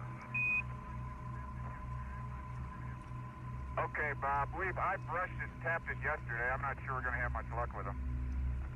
Say again there, Gene. I brushed them and tapped them yesterday. Okay, copy that. You might want to put the big bag on the inside of the pallet then if you can't operate them. Okay. Okay, Mag Kilo goes on the 500, is that correct? That's affirmed.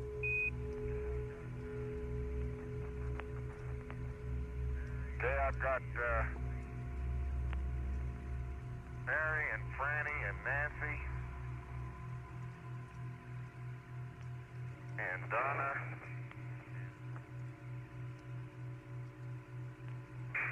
and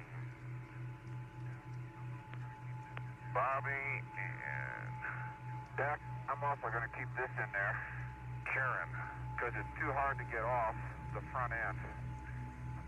So find a place for that in there. Well, okay. It's just too hard to get off the front end. Okay, let's see. Big bag to gate, dust brush to, let me get that big bag on the inside of the gate if I can. Okay. The inside of the gate or the pallet, Bob? Inside of the pallet, my fault there. That's it. The pallet. Yeah. And if you open the pallet, be careful of the clamp. Probably, if it's feasible, we suggest you reach across in front of the pallet. Or reach across the pallet to do it, instead of open it because of the clamps on the fender. It's not feasible. It's not feasible to do that. I got to open it. Plus, our hook is over center. Let me get something to work on that with. You know, Bob, how that pallet locking hook can be out of the little C-shaped release in there. It is. Oh boy. I noticed that yesterday.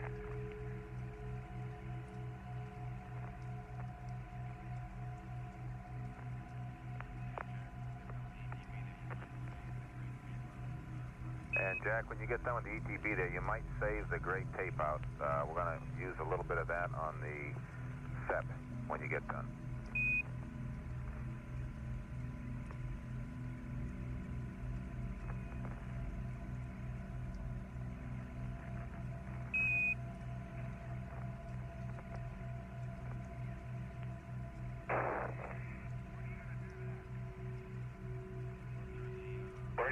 When are you going to do that?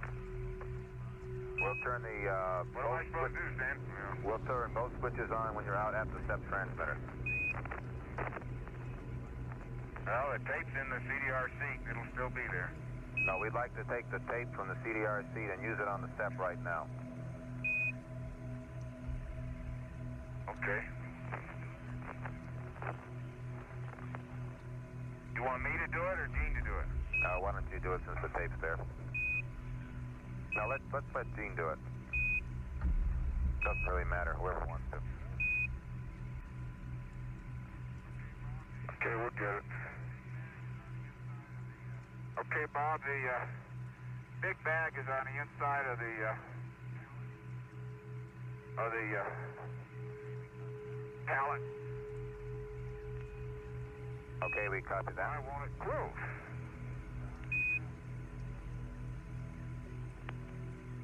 I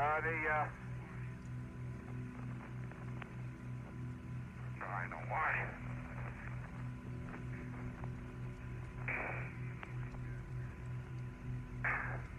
This is the thing that's in a way jacked. Get rid of this thing, we don't need it anyway. Okay, opening and closing the pallet didn't interfere at all with those fenders.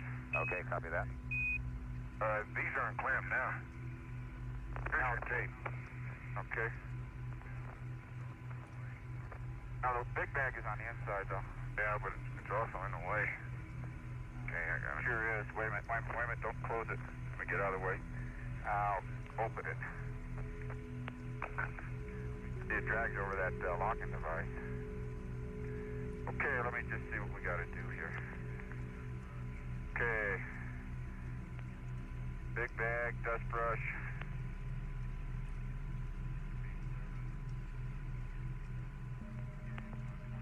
B7. Gate, Mach 20 bag dispenser on commander's camera. Flame bag dispenser to the LMP. Short cap dispenser to the gate. Okay, and Jack, you're going to have to take the pan now? Well, as soon as I finish up here, Okay. I'll do that. And after you take the pan, we'd like you to retrieve the cosmic ray experiment. They're expecting a little solar storm, and before the rain gets on the cosmic ray experiment, they'd like to retrieve it. We'll leave it in the ETB during the traverse.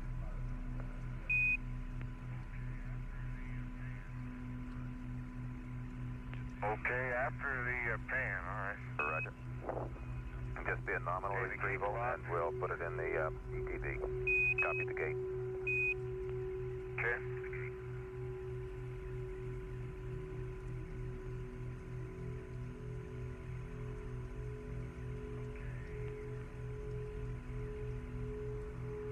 Okay.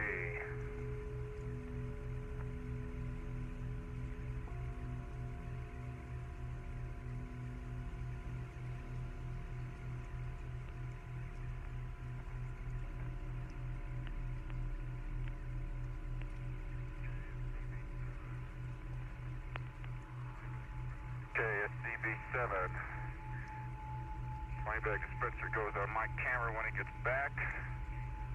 Short can under the LMP seat. Okay. Jack, I'll just go ahead and mount a set of these bags on your camera while I'm here. Okay. Thank you.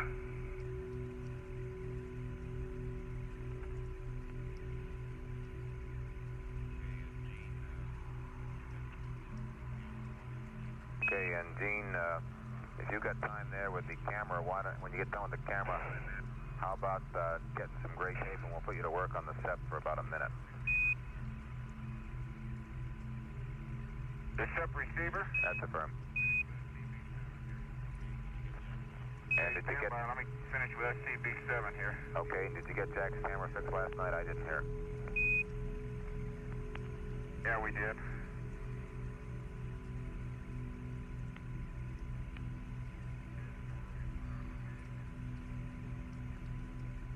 There's already one on the gate.